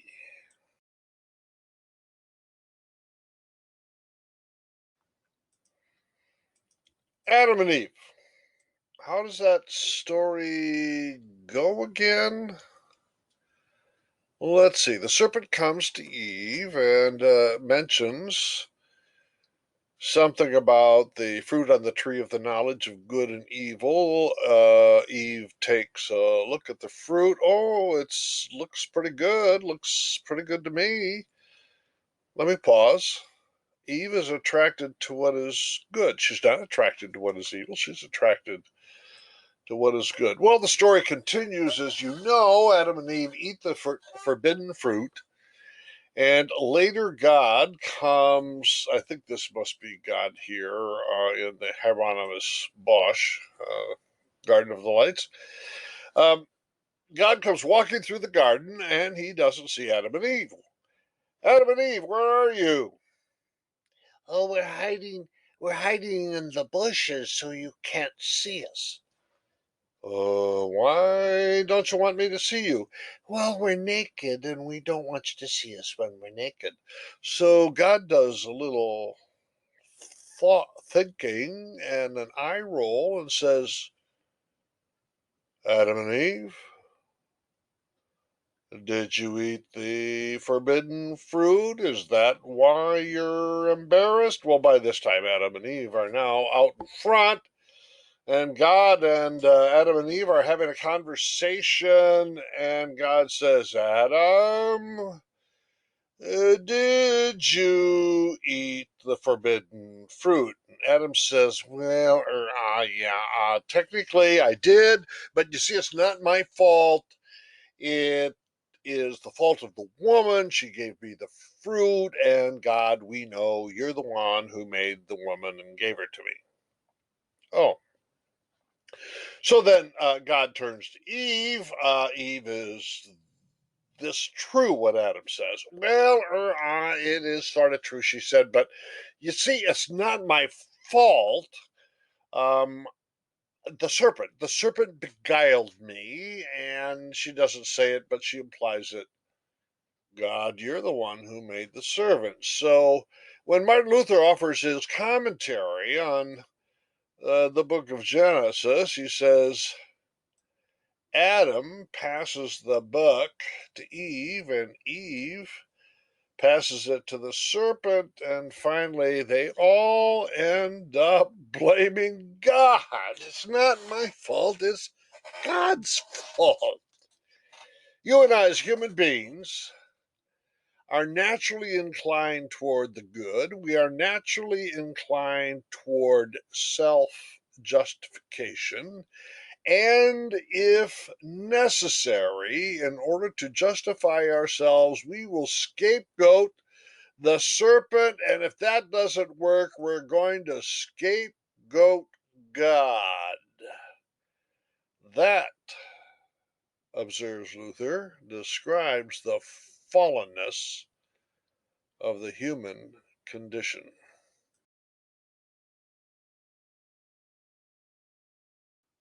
Let's pursue this notion of self justification a little bit, and you're going to hear me say repeatedly, when you and I want to pursue evil, when we want to do violence against someone, we will do it only for a good reason. So here, President George Bush wants to go to war against Iraq, but he doesn't want to look like he's an aggressor. So the war planners start looking for a way to blame Iraq for starting a war. Just one little incident in which Iraq looks like it's an aggressor, then the U.S. will pounce on Iraq with all of its military strength. Why? The U.S. wants to self justify. Even if it's going to go over and bomb to smithereens the cities of Iraq and kill, eventually, as they did, 150,000 Iraqi people died violent deaths, the U.S. wants to be justified.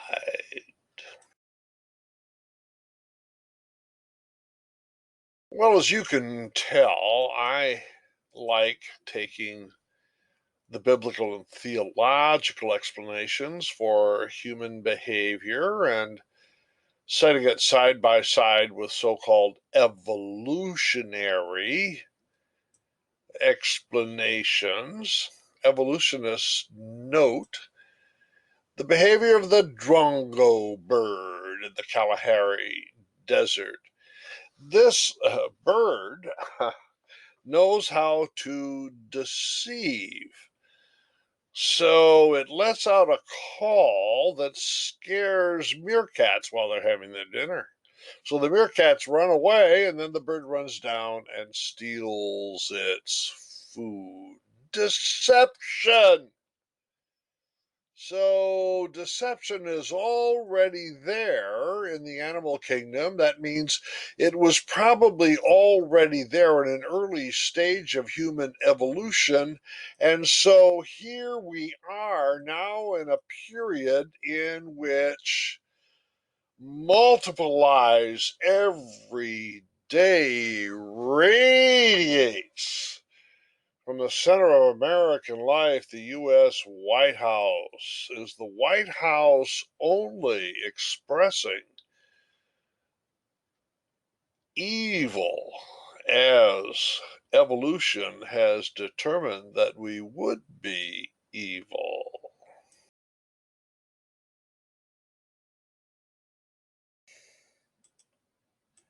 Oh, not much. Just sitting here, sifting through an old scrapbook of past injustice and imagined slights. Self-justification. Step 5. Oh, yes, we have been unjustly treated, and now we have every justification for mistreating others.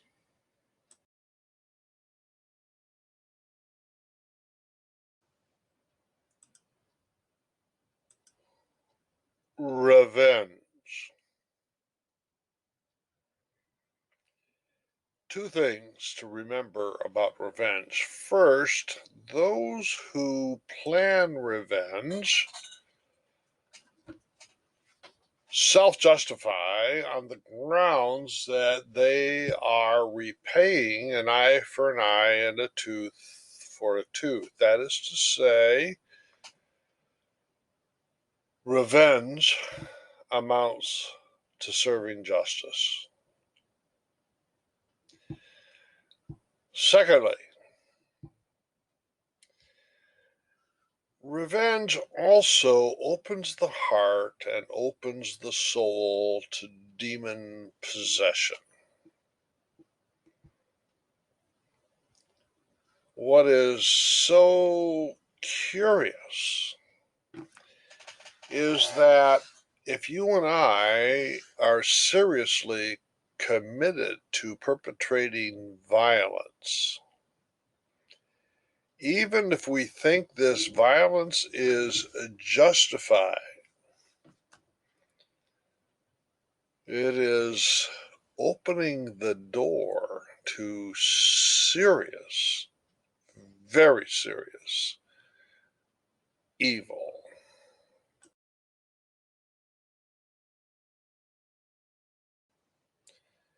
Let me clarify some vocabulary here. When I use the term radical evil, I refer to evil perpetrated in the name of evil. 99 and 44/100% of the violence that you and I might perpetrate is done in the name of the good. That is to say, it is self-justified. Even revenge, as violent as it will be, is not radical evil. It is garden variety normal evil. What about great, massive evils such as genocide or war? Marilyn McCord Adams uses the term horrendous evils. I think that's a good term. I'm glad she uses that term and not radical evil, because horrendous evils usually are self justified. She opposes retributive justice, which is a nice word for revenge. To return horror for horror does not erase but doubles the individual's participation in horrors, first as a victim, then as the one whose injury occasions another's prima facie ruin.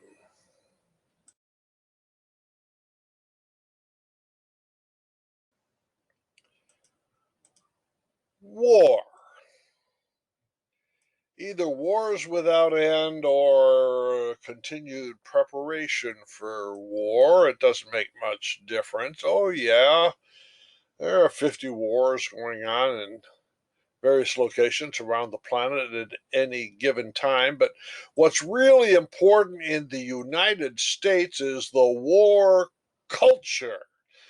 Get those kids playing violent video games with militaristic atmosphere, the police departments using leftover military machinery, inspiring young people to join the military so they can drive big tanks and pull machine gun triggers. And we take taxpayer money, we send it to Washington, and then it goes through the military budget into the hands of the big contractors who develop weapons, in many cases that are never used, and they get filthy rich. It's a kind of welfare system, but it's all justified. In the name of national security, we rob the poor to pay the rich. It's been going on at least since President Dwight Eisenhower gave it the name the military industrial complex.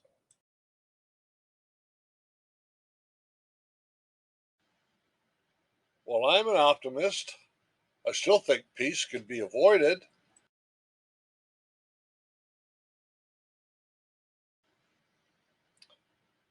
Cannibalism. Is that a topic a theologian should bring up when discussing self justification and scapegoating?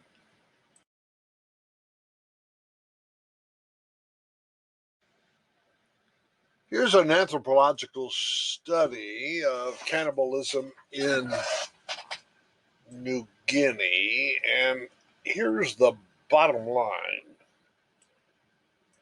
cannibals do not eat human persons.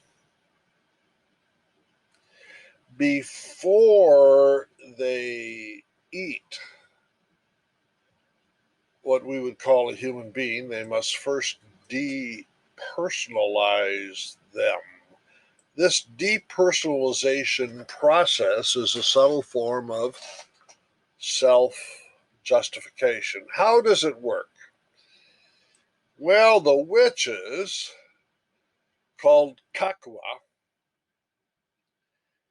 take over a human person from the inside. They spiritually eat the person. So if a member of your tribe has been taken over by one of these Kakwa, the person that we knew is no longer there. Instead, what we have is this alien spirit. That is to say, the person we thought was this person is no longer that person. That means we have a right to kill that person on the grounds that they're already dead, at least in the Kakua sense. And that means we're justified in eating the body.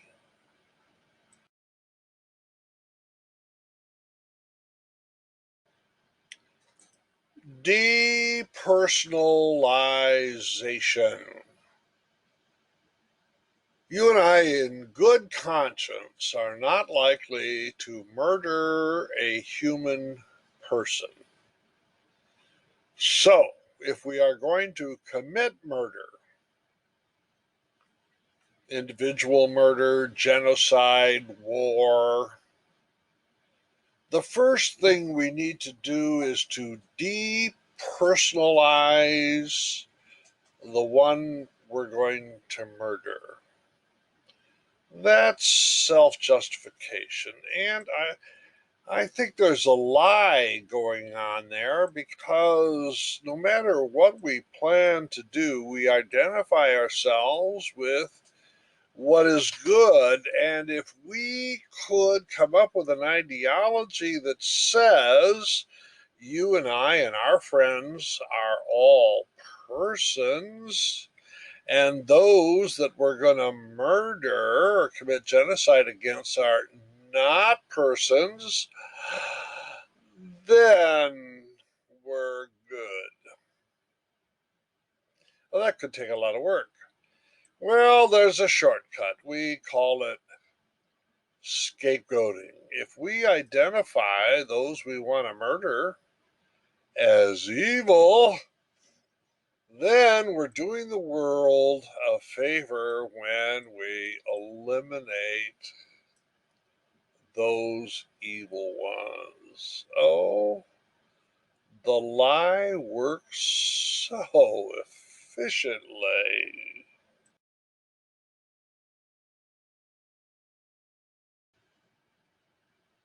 If at first you don't succeed, find a scapegoat.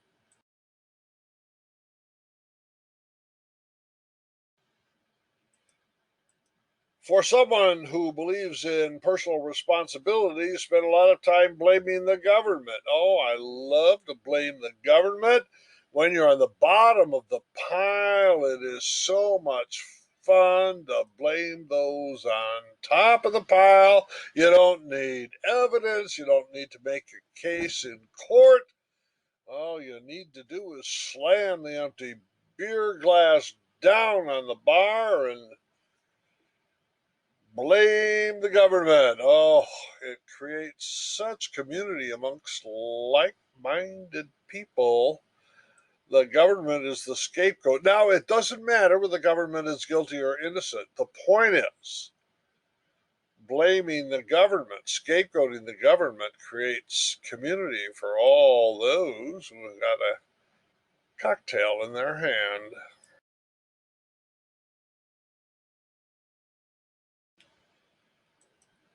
One of the most important takeaways is this one: the scapegoat creates community.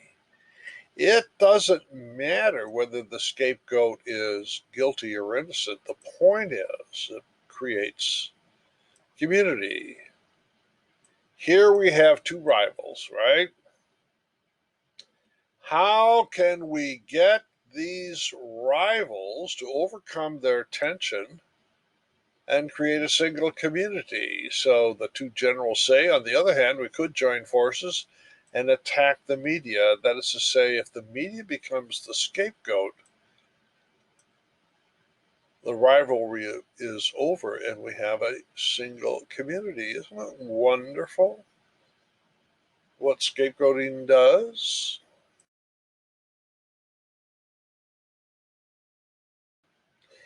Oh, stop it. You know perfectly well that before every battle, the enemy shouts things at us that we may find offensive.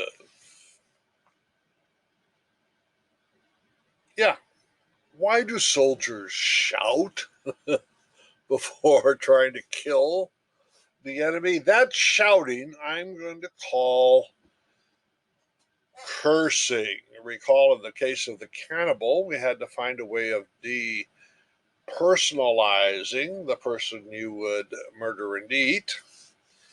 Now, in the case of the military, you curse the enemy before you try to kill them. That cursing, I'm going to claim, is a form of depersonalization which justifies killing all those persons among the enemy.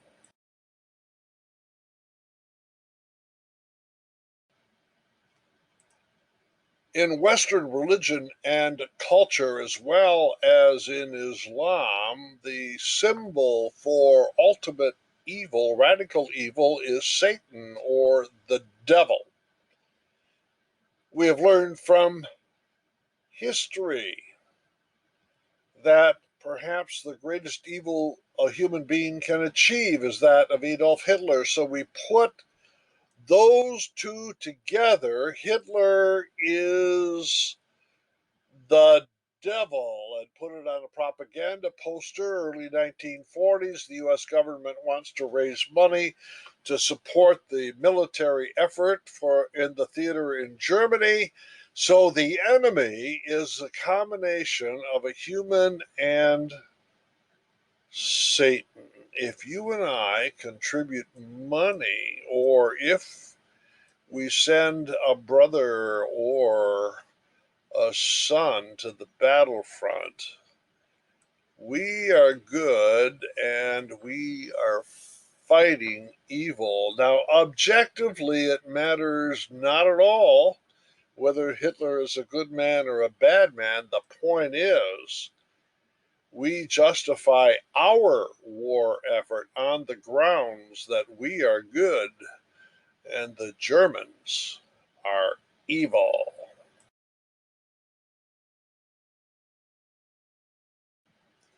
The same pattern of self justification and scapegoating, Ayatollah Khomeini, 1979. In this case, it's not Hitler, it's the Shah of Iran.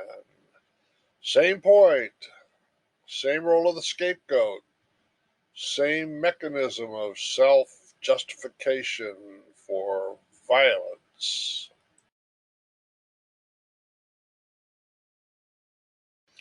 It goes on and on. The first president, Bush, kept telling the American people that Saddam Hussein, and he kept mispronouncing his name, Saddam, that Saddam Hussein was both Satan and Hitler, in order to persuade the American people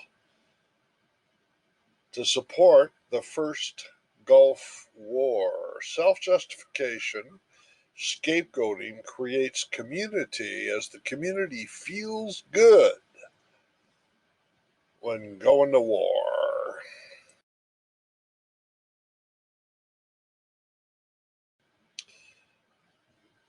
The Nazis scapegoated the Jews, and that created a spirit of solidarity among the Aryan Germans. The scapegoating process led to Auschwitz and the gassing of thousands of Jewish persons. Their bodies were then put in these ovens and the ashes buried. Mass murder on the largest scale that the world had ever seen up until that time. The German people could feel justified because Jews were evil. Well, evil might not have been the word, inferior, a threat, all kinds of other appellations that suggested that if we get rid of the Jews, then the German people will be able to embrace their destiny. Remember what I said about Blut and Boden. Auschwitz is actually in Poland. One of the Catholic inmates there made this painting. This is Jesus on the cross. That particular covering is the blue and white striped garment that the prisoners wore in Auschwitz. So, from the point of view of this Roman Catholic artist, Jesus is the scapegoat. Jesus identifies with the victims of this scapegoat mechanism and not with the victors.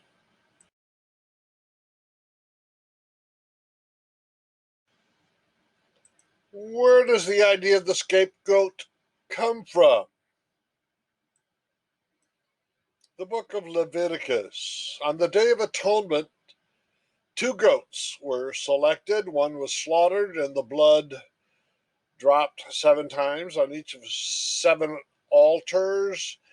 Then the other scapegoat had ritually the sins of Israel heaped upon its head, and then it was driven out into the wilderness, symbolically bearing away the sins of Israel. The scapegoat was cleansing the community.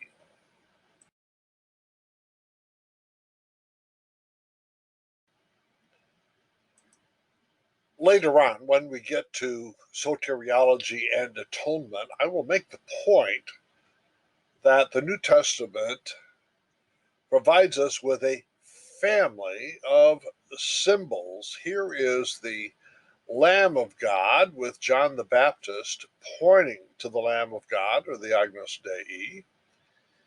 But related to the Lamb is sheep, goats, scapegoats, shepherds.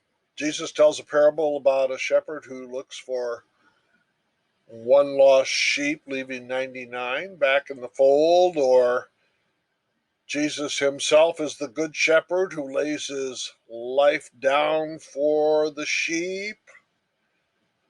That family of symbols connotes sacrifice and bearing away the sins of Israel.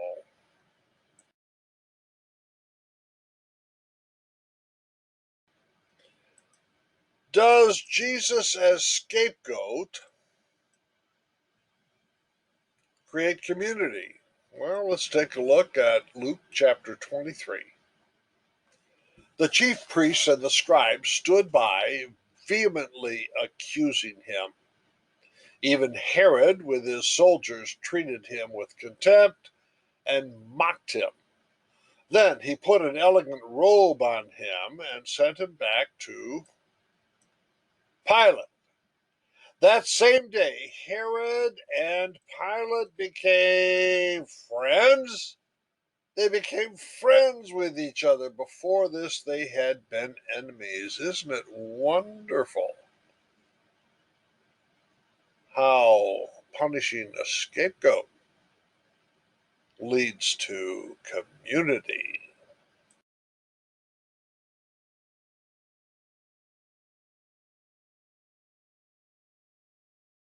I've been saying all along, systematic theology is rational reflection at the second level of discourse upon the symbols of first level discourse as we find it in Scripture. But moving up rationally from Scripture to explanation takes us in all kinds of detours. I've been working on the problem of sin and evil since the late 1980s. I had received a manuscript from a publisher that wanted me to review it. It was about a satanic cult where a young girl was sexually abused and ritually abused by a satanic cult. Oh my goodness, I was so shocked. How should I understand this? I wondered and had nowhere to begin. Sin, or the concepts of sin and evil, I thought came closest, and so I teamed up with an ethicist to teach a course at the Graduate Theological Union. If you don't know anything about a subject matter, you teach it, and we taught this course called Evil. We looked at evil in scripture and psychology and criminology and all kinds of different sources, interviewed Satanists, and it emerged out of that study, as I expanded it into the history of Christian thought, this book on the left called Sin, Radical Evil in Soul and Society, in which I developed the 7 steps I've been sharing with you. Bill Erdmans, my publisher, was very happy with this book. He gave it the Magritte apple, and then he said, Ted, I want you to write a book on grace. I never got around to writing a book on grace. 2015, published Sin Boldly, which is more on sin. Well, actually, there's a lot of grace in there as well. So the material I've just shared with you, especially in self-justification and scapegoating, was used in preparation for these 2 books. And that's the heart, really, of this theory of sin that we're developing. And it is a tool for discourse clarification, I think, that really helps illuminate contemporary culture, especially political rhetoric.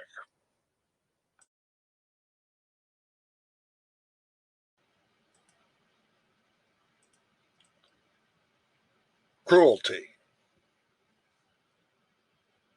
Step 1 is anxiety. 2 is unfaith or unbelief. 3, pride or hubris. 4, concupiscence. 5, self-justification and scapegoating. Number 6, cruelty marks a transition in our treatment of sin and evil. Of course, there's some continuity with the categories of sin that we've already investigated. Cruelty, after all, describes what the proud and concupiscent person engaged in self-justification does to the scapegoat. But there's also a break. To this point, our description of sin has included an element of blindness. We pretend not to see the consequences of our actions. We choose ignorance. In this ignorant state, we can inflict great pain and yet keep our capacity for sympathy or empathy intact. If we are inadvertently confronted with the dark side of our own reality, then we rationalize. We may even feel sympathy for our victim, but somehow we have to make the blindness continue. It is a function of our self-justification that the victim deserves the pain we inflict. We also need to assume that we, the perpetrators, are agents of some higher force of righteousness. We impose suffering as a means to achieve a higher end, an end that we embrace even if the victim does not. As sinners, we may engage in cruelty, but we pretend either that we do not see it, or if we do see it, that we regret that it is necessary. Cruelty.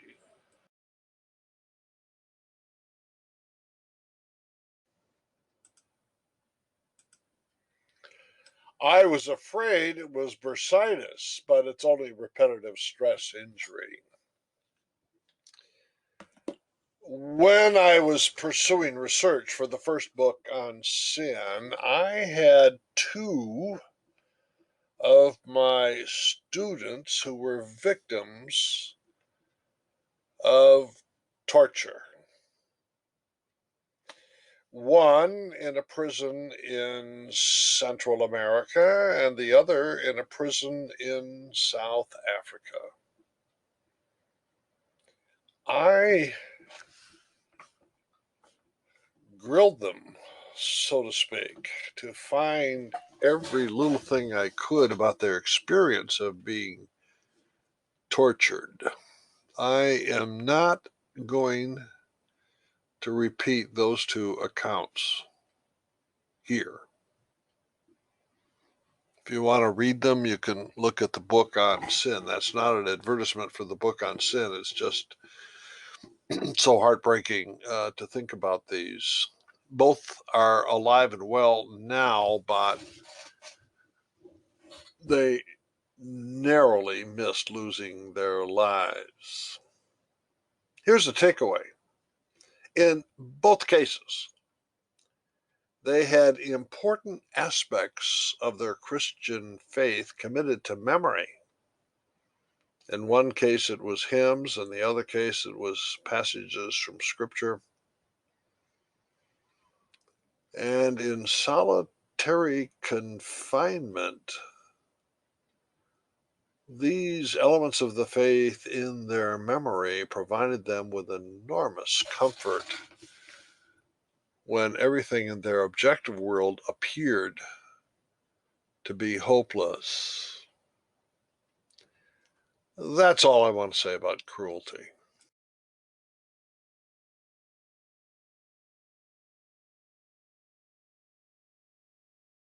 The black hole of sin that draws everything into it and from which no light can escape. Step number 7, blasphemy. Why? Why is it that Ted puts blasphemy down here at the worst? What we've been talking about so far is garden variety sin, doing evil in the name of the good. I think that 99 and 44, 100% of all the sin that the human race commits is done in the name of the good. Our analysis of self-justification and scapegoating should show just how it is that suffering is caused through a competition between the goods of one faction over against another. In some rare cases, I call it radical evil, evil is done in the name of evil. It's very hard to do because of the Augustinian paradox. Remember, Augustine said that evil is a leech or parasite on the good, and that's why most evil is done in the name of the good. But could we pursue evil in the name of the devil? Could we become worshipers of Satan and do evil for the sake of evil? The motivation to do that is what I call blasphemy.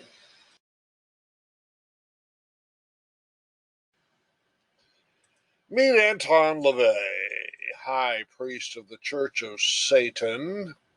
Where do you think the Church of Satan would be located? San Francisco, of course.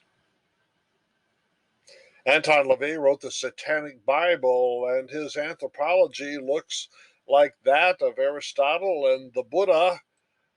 We humans have a craving for pleasure. Let's list those pleasures: good health, joy, great sex, money, power, influence. But you know what is the pleasure on top of all the pleasures? Revenge. Nothing gives a person greater pleasure than retributive justice, doing revenge against someone who has done you wrong. Are Satanists in the business of forgiveness? No, siree. They're in the business of revenge.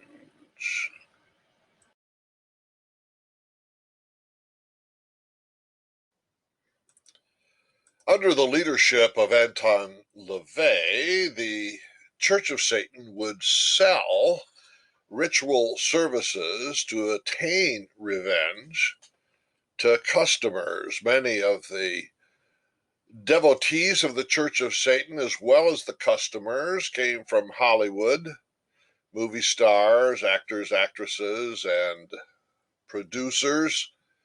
Anton LaVey actually played Satan in the movie Rosemary's Baby. That was the crowd. It was an elite crowd. One of the high-ranking members of the Church of Satan was Michael Aquino, and Michael claims to have had a personal revelation from Satan, and he took Satan to be his personal Lord and Savior. He accused Anton LaVey of being a charlatan and a hypocrite, and so there was a sectarian divide as Michael Aquino left the Church of Satan to form the Temple of Set. Set is named after an ancient Egyptian god, and now through black magic and such means, the spiritual goal, according to Michael Aquino and the Temple of Set, is self-deification. What Paul Tillich had designated, in speaking of hubris or pride, as the elevation of the self into the sphere of the divine.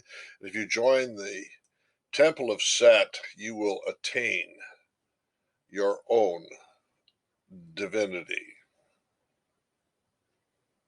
Let's think a little bit about this. One Satanist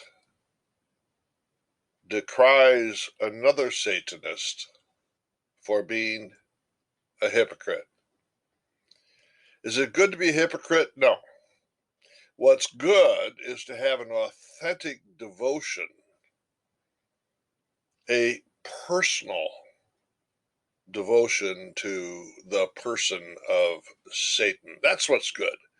The Augustinian paradox is illustrated that even among Satanists, when one Satanist accuses another of hypocrisy, they cannot get away from affirming the good even in their desire to do evil.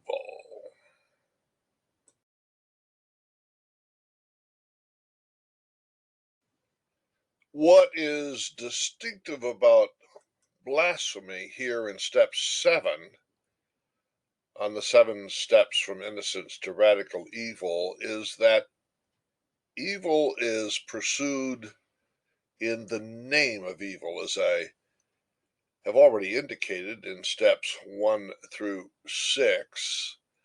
The sinful person pursues evil in the name of the good.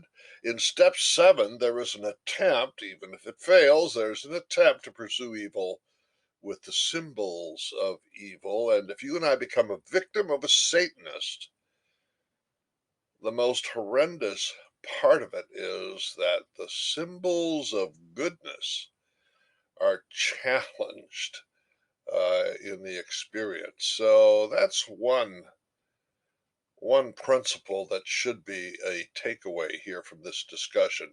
Here's another one, Leona's law of evil. You know it's the voice of Satan when you hear the call to shed innocent blood.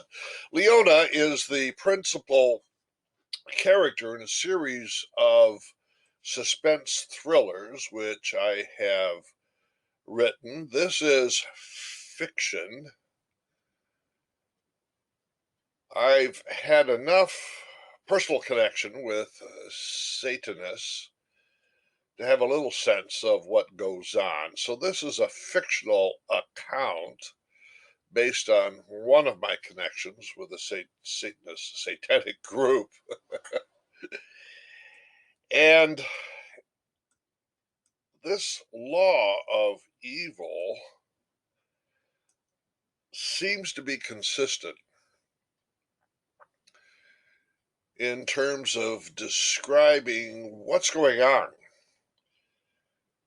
amongst those people for whom the symbols of evil become the positive expression of just what it is that they want to do. Despite the Augustinian paradox, there are those among us who want to pursue evil in the name of evil. On the one hand, it could be a joke. On the other hand, yes, innocent blood gets shed.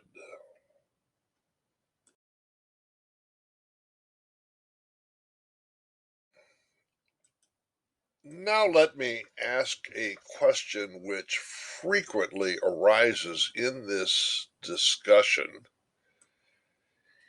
Is Satan real? Well, remember earlier we asked the question, does evil exist? And we answered, no, it doesn't. Evil is rather non existence, non being in its active form. Active non being is experienced as deterioration, destruction, and death. Is that real? You betcha it's real. So it may sound kind of funny to say that evil is real even though it doesn't exist. Is Satan personal? No. Satan is rather the force that destroys personality. Personality is constituted by integration, harmonious integration of multiple things: physics, chemistry, biology, psychology, and most importantly, selfhood. Satan's task is to destroy your selfhood or my selfhood. Satan cannot be a person, a centered self in the same sense that you and I are. I rely quite a bit on Paul Tillich, as you have seen, and I also rely upon Rene Girard. Now, Rene Girard has an even more complicated theory than I do, but let's at least try to grasp part of it. Satan has no real being, so Girard, like Tillich, agrees with St. Augustine that evil is a leech off the good. Satan has no real being. He exists always as a parasite on the being of humankind, just as theology tells us that he exists as a parasite on God. All right? Satan has no real being, or as I would say, Satan does not exist. On the other hand, Satan is real in the sense that there is a force of destruction constantly at work. I hope I hope that's relatively clear. Now, Gerard goes on, and get another cup of coffee here because it's going to get a little more complicated. Satan does not create by his own means. Rather, he sustains himself as a parasite on what God creates by imitating God in a manner that is jealous, grotesque, perverse, and as contrary as possible to the upright and obedient imitation of Jesus. To repeat, Satan is an imitator in the rivalistic sense of the word. His kingdom is a caricature of the kingdom of God. Satan is the ape of God.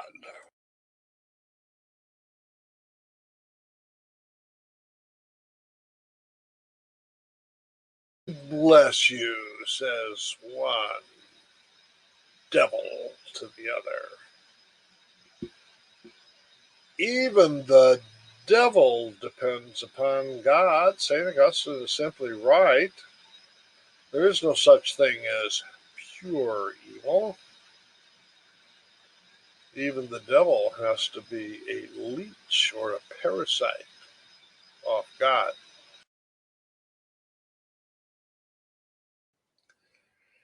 Well, if your coffee cup is nearing empty, that's good, because now we're going to basically sum up our 7 steps from innocence to radical evil. We begin in that fertile flower bed we called anxiety.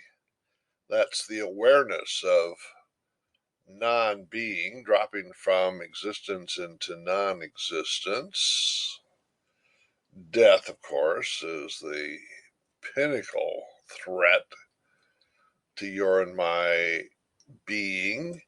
That's followed by unfaith, lack of trust in the God of the future.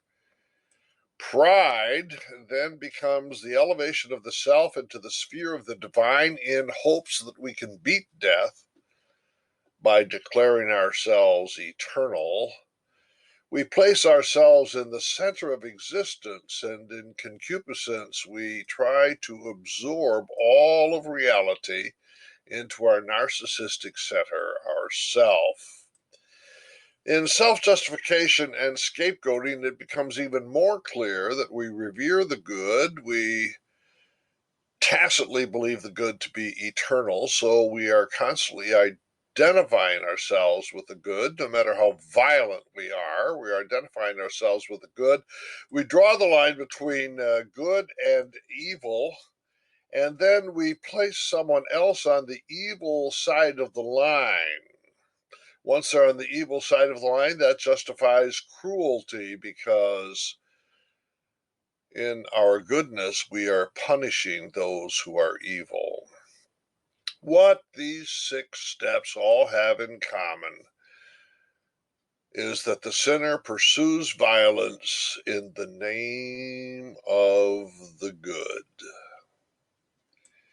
What is distinctive about 7, blasphemy, is there are those among us who will make an attempt to do evil in the name of evil.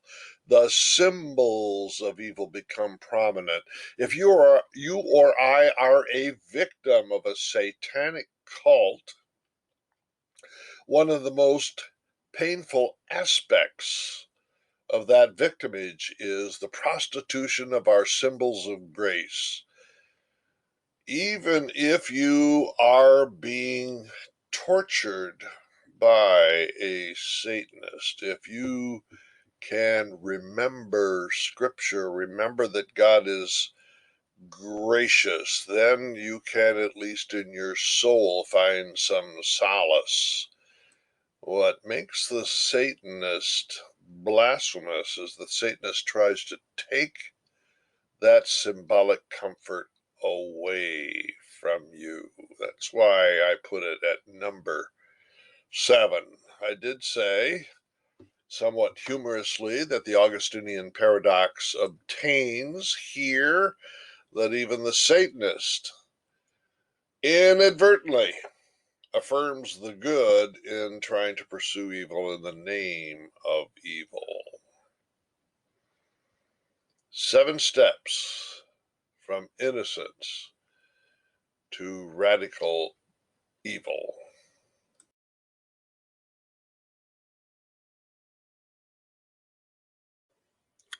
One characteristic of our international and pluralistic global culture is the battle between competing worldviews.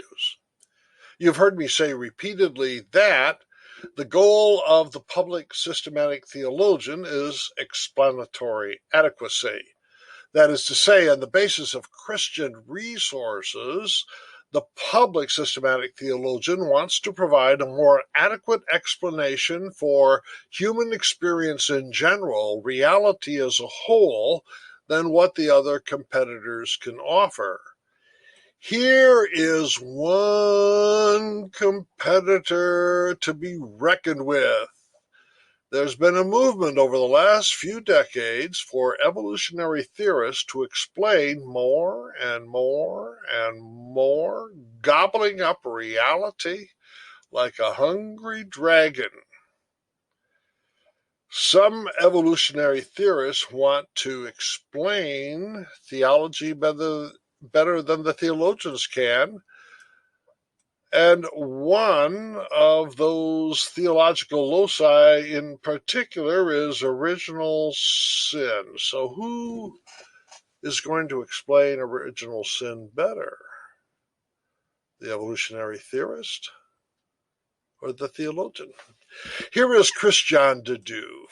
What a fine man, a Belgian biologist, Nobel Prize winner. I had the honor of meeting him at the Royal Society shortly before he passed away.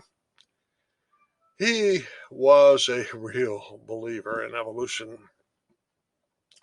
He writes, I believe that the writers of Genesis had detected the inherent selfishness in human nature that I propose is in our genes and invented the myth of original sin to account for it. So here he is, an evolutionary theorist who argues that what you and I know as original sin is genetically determined. He knows that as a scientist. The book of Genesis creates a myth about it, but it is the same thing. He's providing a better explanation than the book of Genesis can. He is practicing theology without a license. What about our moral commitment? We must act against natural selection and actively oppose our genetic traits. Now, wait a minute. If you're a genetic determinist, how can you ask yourself to act against the genes? I don't get it. Well, be that as it may, coherence, abhorring of self-contradiction doesn't seem to be plaguing the evolutionary theorists. Be that as it may, when we think about worldview construction as one of the tasks of the public theologian, that's what you're up against.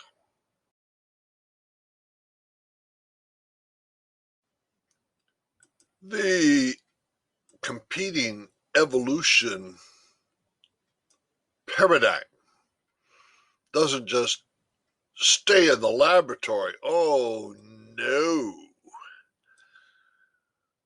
Here in Time magazine, we get a scientific explanation. Infidelity, where does it come from? Our genes.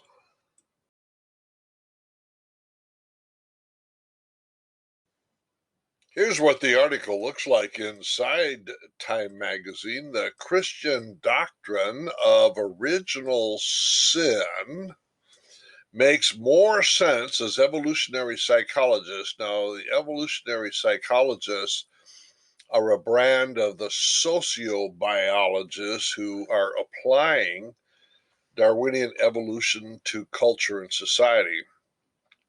The Christian doctrine of original sin makes more sense as evolutionary psychologists learn more and more about why people do bad things. What the theologian calls sin, the evolutionary biologist explains genetically.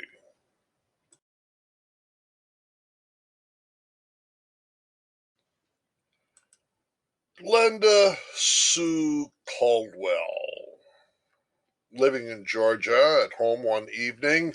Her son walked through the front door. She took a revolver, shot her son twice, and killed him. Then she went into the bedroom where her daughter was waking up. She shot the daughter in the head. The daughter actually survived. Mrs. Caldwell was prosecuted for murder and attempted murder, found guilty, and placed in the Georgia State Prison.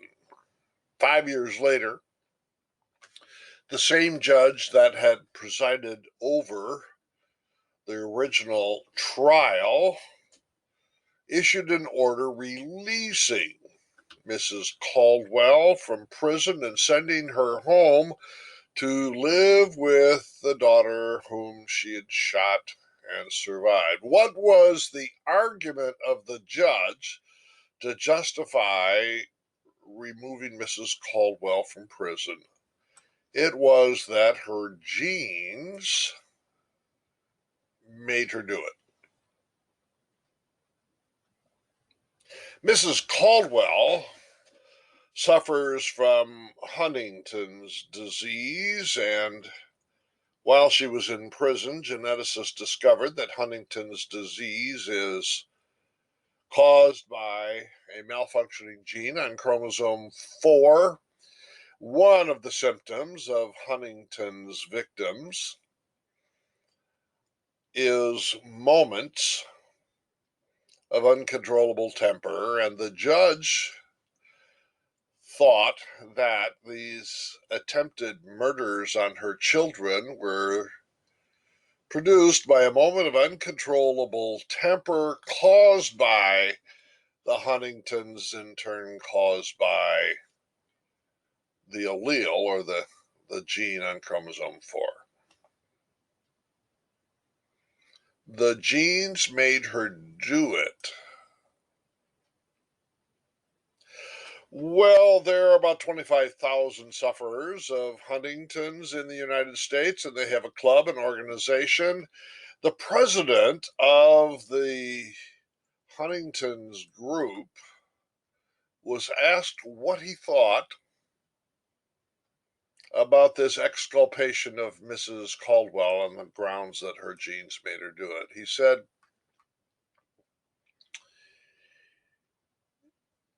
of the other 24,999 sufferers from Huntington's, how many of those have murdered their children?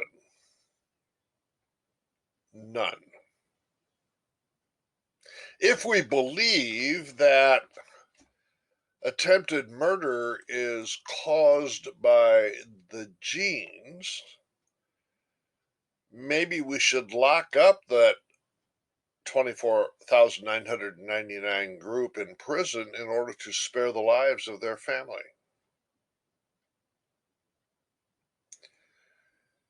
There are 2 points to be taken here. Number one is genetic determinism seems to be an ideology and not a scientific fact, that just because you have the gene for Huntington's doesn't mean you are determined to kill your children. Secondly, there's the risk of a stigma. If it turns out that you have a genome that is associated with criminal violence, you may become stigmatized. Whether you commit a crime or not, you may become stigmatized by insurance coverage, by law enforcement. In other words, the doctrine of genetic determinism is probably far worse in its social implications than those who promulgate that doctrine anticipate.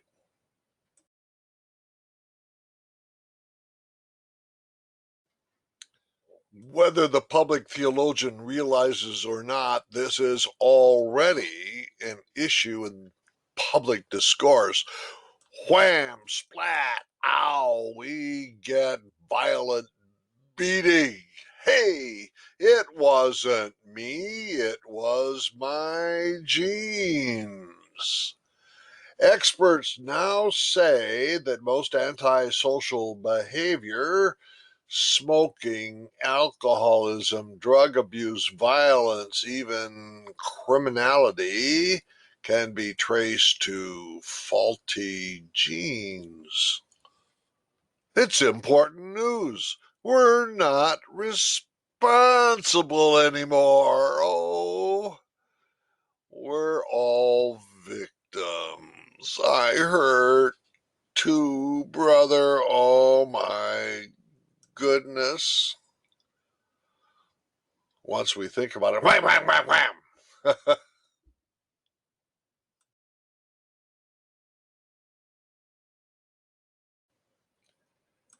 Robert Wright provides us with a stunning example of pursuing theology without a license. Wright is a popularizer of sociobiology and evolutionary psychology. His book, The Moral Animal, is fascinating. In this book, he attempts to reduce human morality to genetic determinism. The roots of evil can be seen in natural selection and are expressed along with much that is good in human nature. The enemy of justice and decency does indeed lie in our genes. Does he prove his case scientifically beyond the shadow of a doubt? By no means. This is speculation based on only tiny fragments of what we might call empirical science.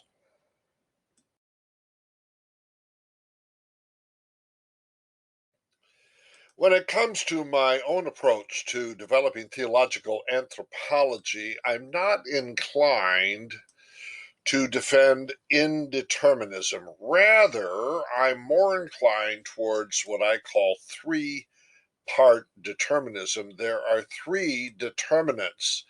Yes, indeed, our genes are a determining influence on our biology, our general health situation, our bodily functions, our psychology, and even our sociology. No doubt about it.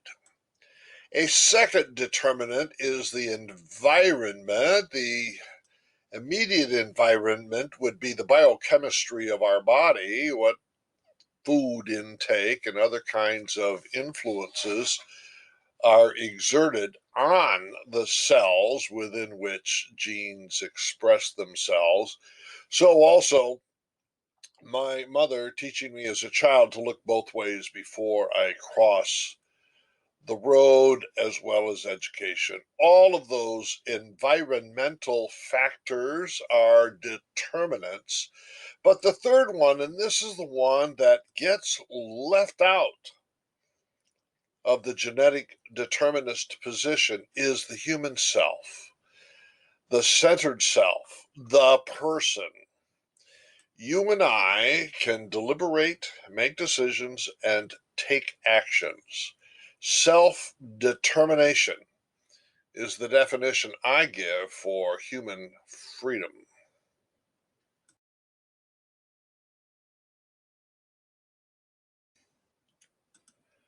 Might a theologian attempt to draw the evolutionary worldview into the theological horizon in such a way that we produce an evolutionary Christology? The answer is yes. Usually, such a theologian will rely on the concept of reciprocal altruism. Altruism, of course, means serving another for the sake of the other. And of course, that can be individual to individual or group to group. One group serves the welfare of the other, and the other group responds by serving the welfare of the first group. Of the criterion for measuring evolutionary success is, of course, each group makes more babies. So that's adaptation through procreation. This notion of altruism, then, in an evolutionary Christology, gets expanded so that Jesus Christ becomes the paradigmatic altruist, showing love and concern for the other without any reciprocity. That's the way God's grace gets into the evolutionary Christology. Jesus Christ is a higher form, a more highly evolved creature. You can tell this is the framework of liberal Protestantism at work. It's the only one of the many theological candidates that would work here. I forgot to evolve. I just love this character. Oh, he's so sad.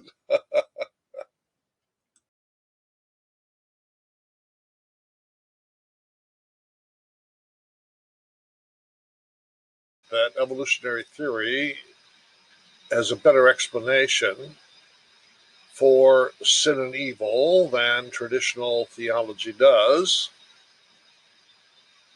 No matter, though, what the gospel presents to us is the good news that in our relationship with God, that the state of sin is overcome in Jesus Christ. Our original sin is erased by Jesus Christ. We become forgiven, we become justified, and we realize this gracious free gift of God in our faith. As far as I know, evolutionary theory cannot account for that. It doesn't have to. The good news of the gospel, I'm afraid, is going to come from one and only one source, and that is Holy Scripture. And Martin Luther wants to emphasize that when God's grace comes into our life through justification, we are forgiven as sinners. We are forgiven.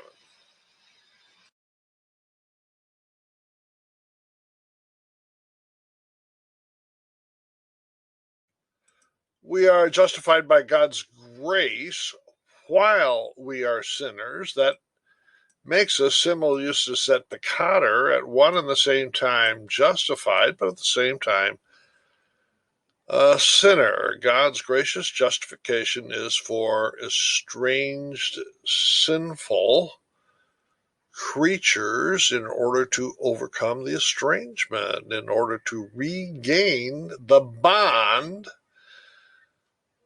between us and God. The result? We sin boldly, as Steve Schaefer's t-shirt announces.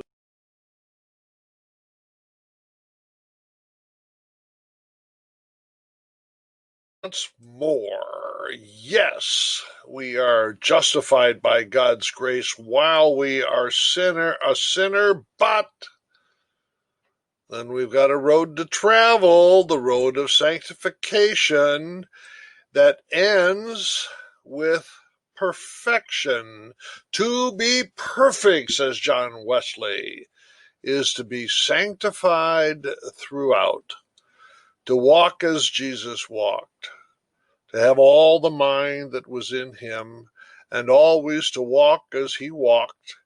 In other words, to be inwardly and outwardly devoted to God, all devoted in heart and life. Justification is followed by walking the road of sanctification.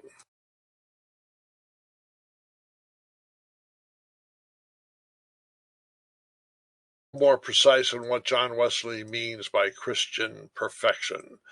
Does it mean perfection in knowledge, that you have encyclopedic knowledge? No. Even undereducated people can be perfect in the Christian sense. Mistakes? No. If you run over the kid's tricycle with your car and that's a mistake, you can still be perfect. Infirmities? No. People with disabilities of one kind or another can still be perfect. Temptation? Yeah, you're going to have temptations just like the normal people. What then is perfection? It is pure love. That is to say, you get up in the morning and all day long your heart is motivated by empathy, compassion, and service. That is Christian perfection in this life. That's going to take a good deal of transformation. If you begin with anxiety in that flower box, you've got a long way to go before the flower blossoms in pure love.